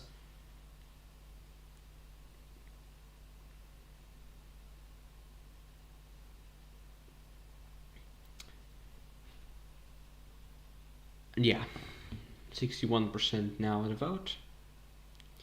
They didn't correct this because Lazar is not winning the Milwaukee metro area by 12 points. I don't know what's happening here. Or maybe she is. She's not, because she's getting 10,000 here and she's getting shellacked in Milwaukee by more than 70,000 votes. So this is not possible. But in the rural parts, Taylor plus 8, which still, I mean, probably will be smaller than that. And Lazar is now winning the areas that Trump won. Look at this. It's by 0.02. It's the areas Trump won. So this is crazy. Really. If you have any question about Wisconsin, I mean, I'm going to be very happy to answer to you. And right now, I just want to check something in Wisconsin. I think we got the projection or not. And we're still waiting for the projection in the Waukesha mayor election. We just got more votes here, and the lead right now is at 65%. So we have more votes reported, like 10,000 more than in the decision than in the New York Times. The margin is smaller as well, but it's not in the big cities. The margin is smaller probably in Waukesha. Yeah, Waukesha is at 87. I mean, now they've just reached 40%. If you put together the percentages, they get 100.1%. It's interesting. But okay, 40% now for the Republicans. They're probably gonna get like 42. So yeah, not big of a difference. And now Lazar is winning the areas Trump won by 0.7. That's interesting. So she's doing terrible. It's really bad. And here in terms of the rural parts, now Taylor plus 4, so it's closing the gap. As soon as we have more votes from these very small rural areas, look, the Price County now by 4. And Price County was by 31, so again, huge underperformance in Price County. Now we just got more votes, I don't know where. Let's check this county here, Langlade County. So that's a margin of 22, and Trump won by 35, again 14 points underperformance. Let's check the counties. We just got another one, which is Price, as you can see here, 26 points. And just got Door County as well. So Door County finished at 20 points. That'll probably mean the race will be 18 points for the Democrats, which is great. I mean, 18 points for the Democrats is really great. You should be, if you're a Democrat, you should be really happy. We just now close to 1 million votes cast. We're really close to the end of the election. Very fast to count the votes. And we're here for an hour, and it's almost everything is counted.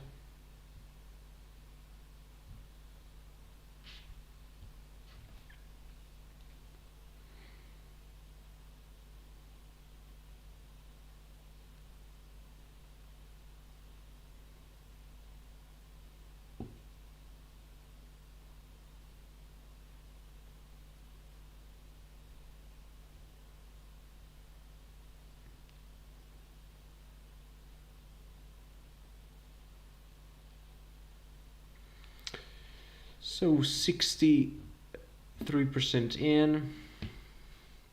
Okay, we just reached 1 million votes in the decision desk HQ, and as you can see here, so Washington is at 24, and Washington. Okay, now we probably reached here, so now it's below 60. It's below 60 right now, and Taylor is still winning by 4 points. The rural areas and the suburbs are winning by 6. Trump won this thing probably. We can have here the Trump margin. We don't have, but okay.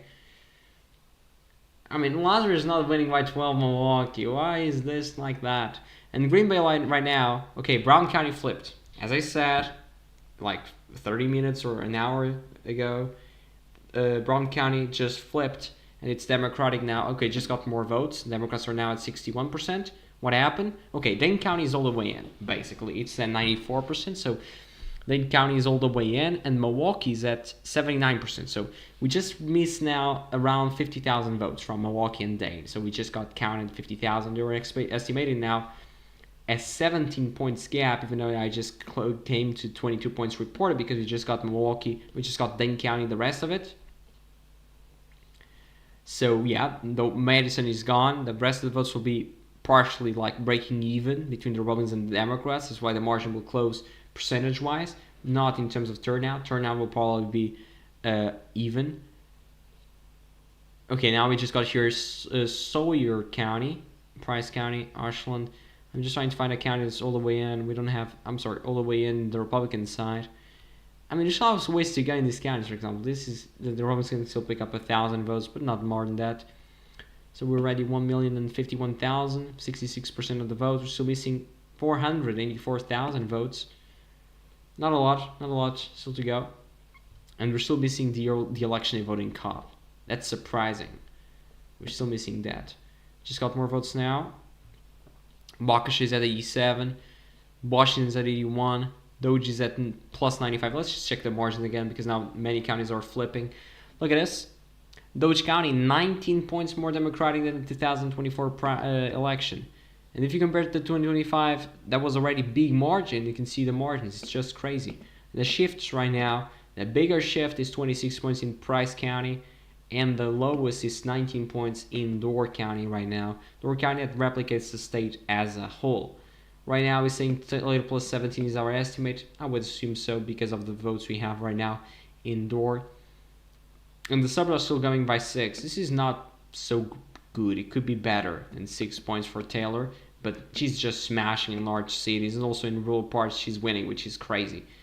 It's crazy to think that she's winning rural parts that by the same margins she's winning smaller cities and suburbs as well. So that's interesting that the margin is the same.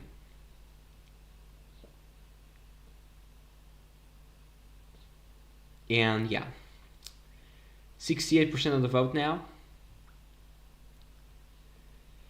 And Green Bay is still at 43. Now the game is at 87, so 16.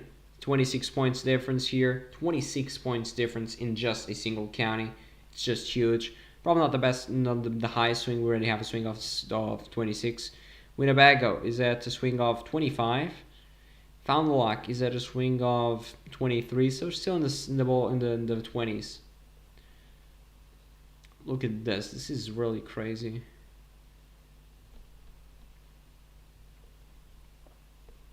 Look at the swings. Look at the swings. It's just very, very big. The arrows, all Democratic. Even in this part, everything is Democratic. It's just crazy. Okay, now we can go here to check if we do have something new. We don't. So the counties we're missing are Republican counties. If it stays like it was before, so like here, so here you can get like 3,000, here you can get 5,000, so you can get some Republican votes in those two counties, but probably Juneau is going to go for the Republicans. Portage will go for Kamala. For the Democrats. Kamala won there by 1 point. This will probably go. Taylor will go to the Republican side. He voted for Trump by overwhelmingly margin. Also, Rusk County probably go Republican. Burnett is still Republican. Villas will be very competitive. And I'm saying it's going to be very competitive by a county that voted for Trump by more than 23 points, which is crazy. I mean, Milwaukee's at 80, 95 in Dane. So we're still missing, 10,000 votes in Dane? Yeah, 10,000 votes in Dane. The margin in Dane could have been higher. I was expecting 86% in Dane. So 84 was slightly less. The turnout was 180,000. When you compare to here, of course it was like, I don't know, maybe 50% of 2024. Maybe like that. It was higher than the national average because it was 3.4 million. And we're going to get like 50% of it. It's mostly the same. So Lazar is winning by 0.12 in the areas Trump won, which is, it's bad. It's really bad. Now the New York Times says Taylor plus 18, as you can see here. So the margin is going up again.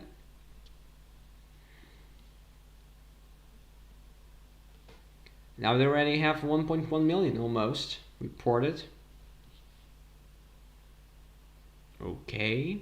Now Republicans are gaining more, but they will probably end up at 42%, 41, 42%. That's what I said. Brown County still at 2% for the Democrats. That's not bad. Look at this. This one was mostly 9 points ahead. That's big. That's really big. Milwaukee was shrunk to 76%, so maybe there are more votes there.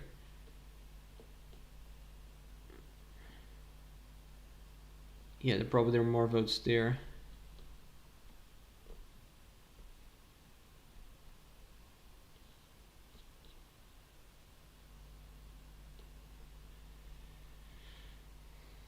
Very interesting results. And in Georgia, I mean, why in Georgia is taking so long to count the votes? I'm sorry. I'm just trying here to check if the state website has anything from Cobb. Yeah, they're still waiting for election day in Cobb. I don't know why. Why is it taking so long to count the votes? I mean, it's over for Shawn Harris, but okay, still, we want the votes. Now we have 5 people watching. It's already late. It's already 10. It's 10. It's not very late. It's only 10 p.m. Eastern time, so not really big. So 87% in Waukesha. Yeah, nothing to say here, to be honest.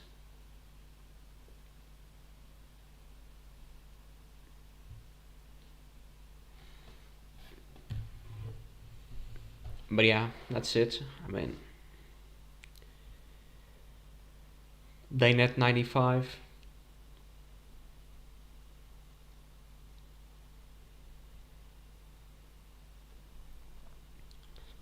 If you go to the shifts, this is the shifts map right now. It's just really huge. It's more than 20 points in basically everything. And the ones that are not at 20 points are at 19. So you see here really the damage this is really giving right now.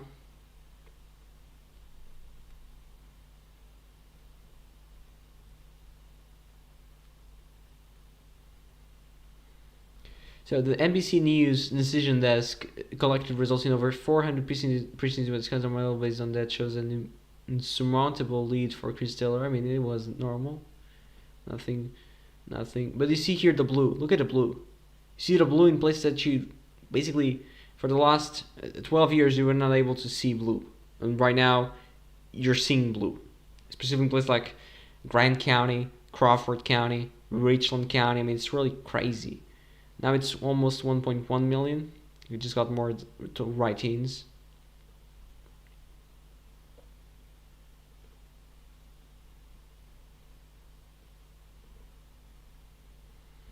So the votes, we still have some counties without anything reported.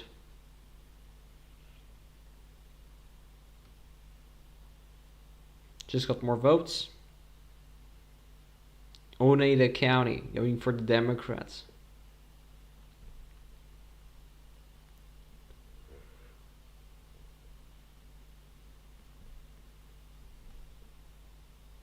Okay, now in rural counties it's Taylor +3, so this probably will flip to Lazar, but still not by a significant margin.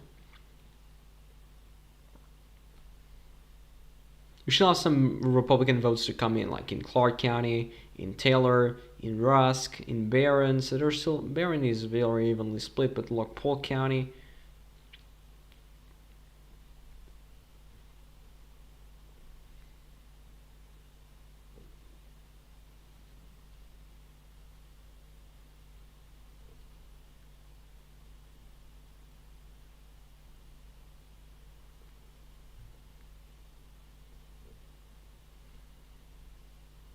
Still missing now 451,000 votes.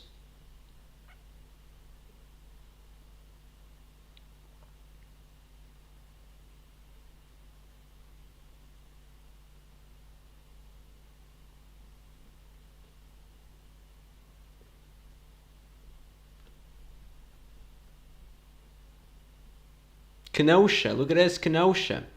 A very interesting county. It voted by a bigger margin in 2024 Trump than in 2016, if I'm not mistaken. 23 points more Democratic. When you compare to 2025, was 12 points more Democratic.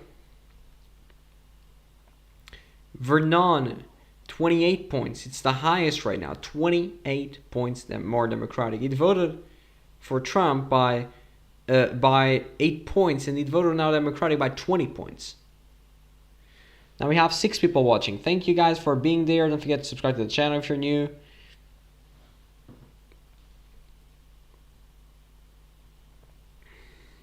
This is really huge. I mean, it's really... If this happens, I mean, if you apply the same swing, so a swing of 18 points, that means Ohio will fall. That means probably not Indiana. Indiana is 20 points, so maybe Indiana is close. I mean, of course, that might not happen. But Texas, 14, so 18 is higher, of course. Kansas, Kansas is inside a flip right now. If you apply the same swing, of course, you cannot do that because this is not a competitive state. Nevada, of course, Arizona, all the swing states. I mean, you cannot consider Arizona a swing state. It was more than 6 points, but still. Utah is a 20 points plus.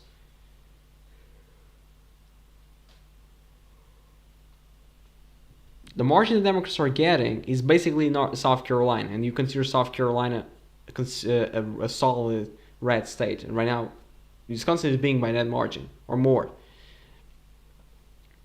So Milwaukee is at 76. Madison is at plus more than 95. So Madison is gone. Look at this. 16 points. It's the lowest because it's already very Democratic, so it's hard to get more Democrats there. Actually, the swing is only 4 points when you compare it to 2025. It's the lowest right now. It's also the second biggest county after Milwaukee.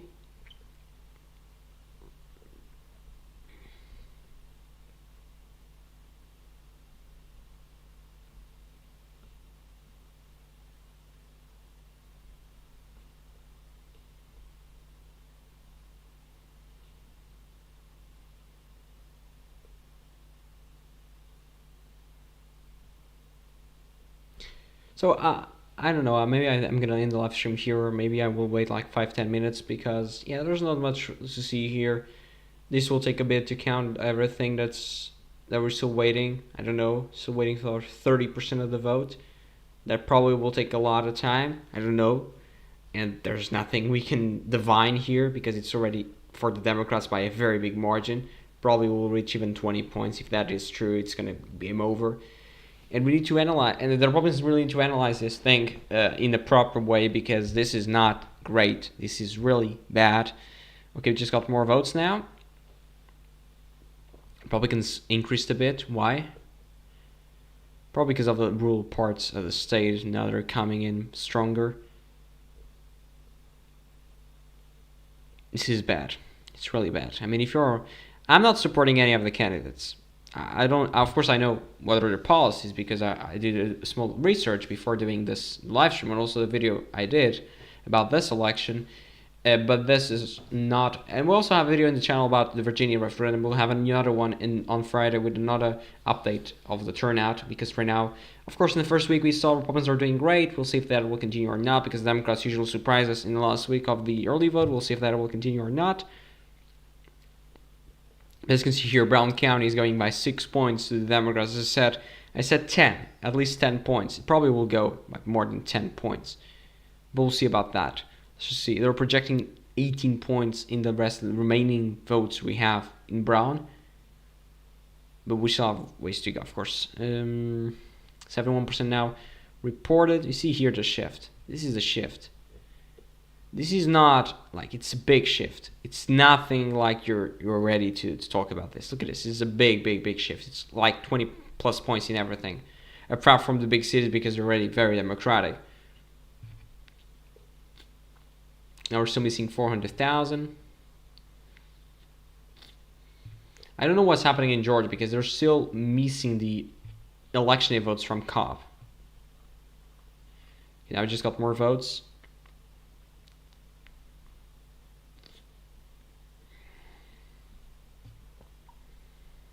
So we're still, look at this. This is just, the bigger the bubble, the more votes are still remaining, and the color of the bubble is who is leading right now. And as you can see here, we're still missing votes here in this western part of the state of Wisconsin. Also in the northern part, we're still missing a bit, like here, like 10,000 votes or so. In Brown, we're missing almost 30,000. In Milwaukee, 50,000. And Racine, let's check Racine because that's a very important county. Right now, Racine is going. It went for Trump by, so it's not a bad result. It's only 6 points shift, even though, this might be the election day vote. That's why it's so competitive, because Trump basically won by 6, and right now the Democrats are winning by 0.6, which is not big of a swing, at least in the comparison we're having like 20 points or even more. That's not bad, even though it's bad, but it's not as bad.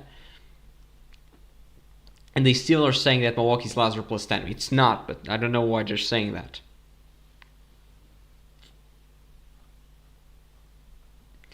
Also, okay, now the New York Times estimate is 18 points. Now we just got more votes. The Republicans went up again. We got more votes in Waukesha. I think it was 87, now it's 88. Milwaukee says 76 still. We're here now. So Vernon is still staying at the same. 28 points more Democratic.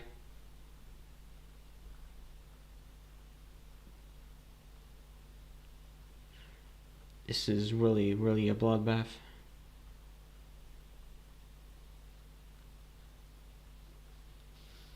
So 75% in the decision desk HQ. It's mostly the same. No, Democrats just went up more. Why? Green Bay still at 6. I think it's the same. So what again is closing? Racine is at the same thing. Soak is now at 20 points.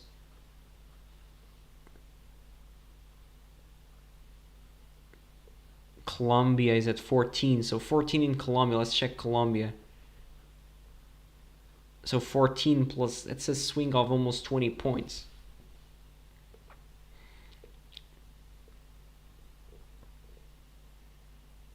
When you see this, it's really unbelievable.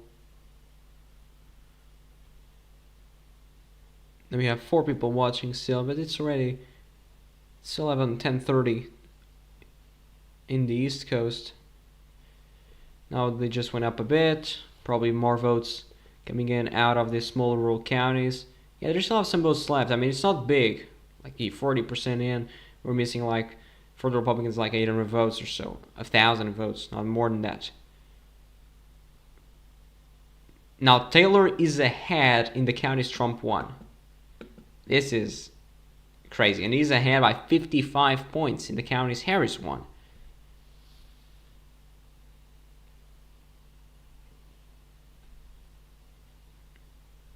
That's it. Now we're at 72% reported. So I think I'm going to end the live stream here because there's nothing we have left to do. It's already over, the election. Democrats won in Wisconsin by a big margin. Republicans won in Georgia. Not by a big margin, but it was the enough margin to win. I said 15-20. It was 14. Probably it will be 14 as soon as we have votes from Cobb. We'll probably stay at 14. So it was not a very big win in Georgia, even though it will be enough for Clay Fuller to be the new member of Congress for the Georgia's 14th, replacing Marjorie Taylor Greene. In Wisconsin, a complete bloodbath by the Republicans there. I just want to check here the Waukesha mayor, still standing at the same vote, so nothing new. But this is a complete bloodbath for the for the Republicans. They did a great job, more than 20 points so far. The New York Times project a 17 points gap. That's what it's saying here. They project 18 points gap or so. So it's here, 18 points gap. This is going to be huge. And we still have 27% of the vote left, but it's nothing to be concerned about because this will go to, this will probably be evenly split, and then the margin will probably be around 18 points, as the New York Times is saying. But this is the live stream, guys. I hope you all liked the live stream. Don't forget to subscribe to the channel if you're new. Don't forget to leave your like as well. I'll be back on Friday with another video. Thank you.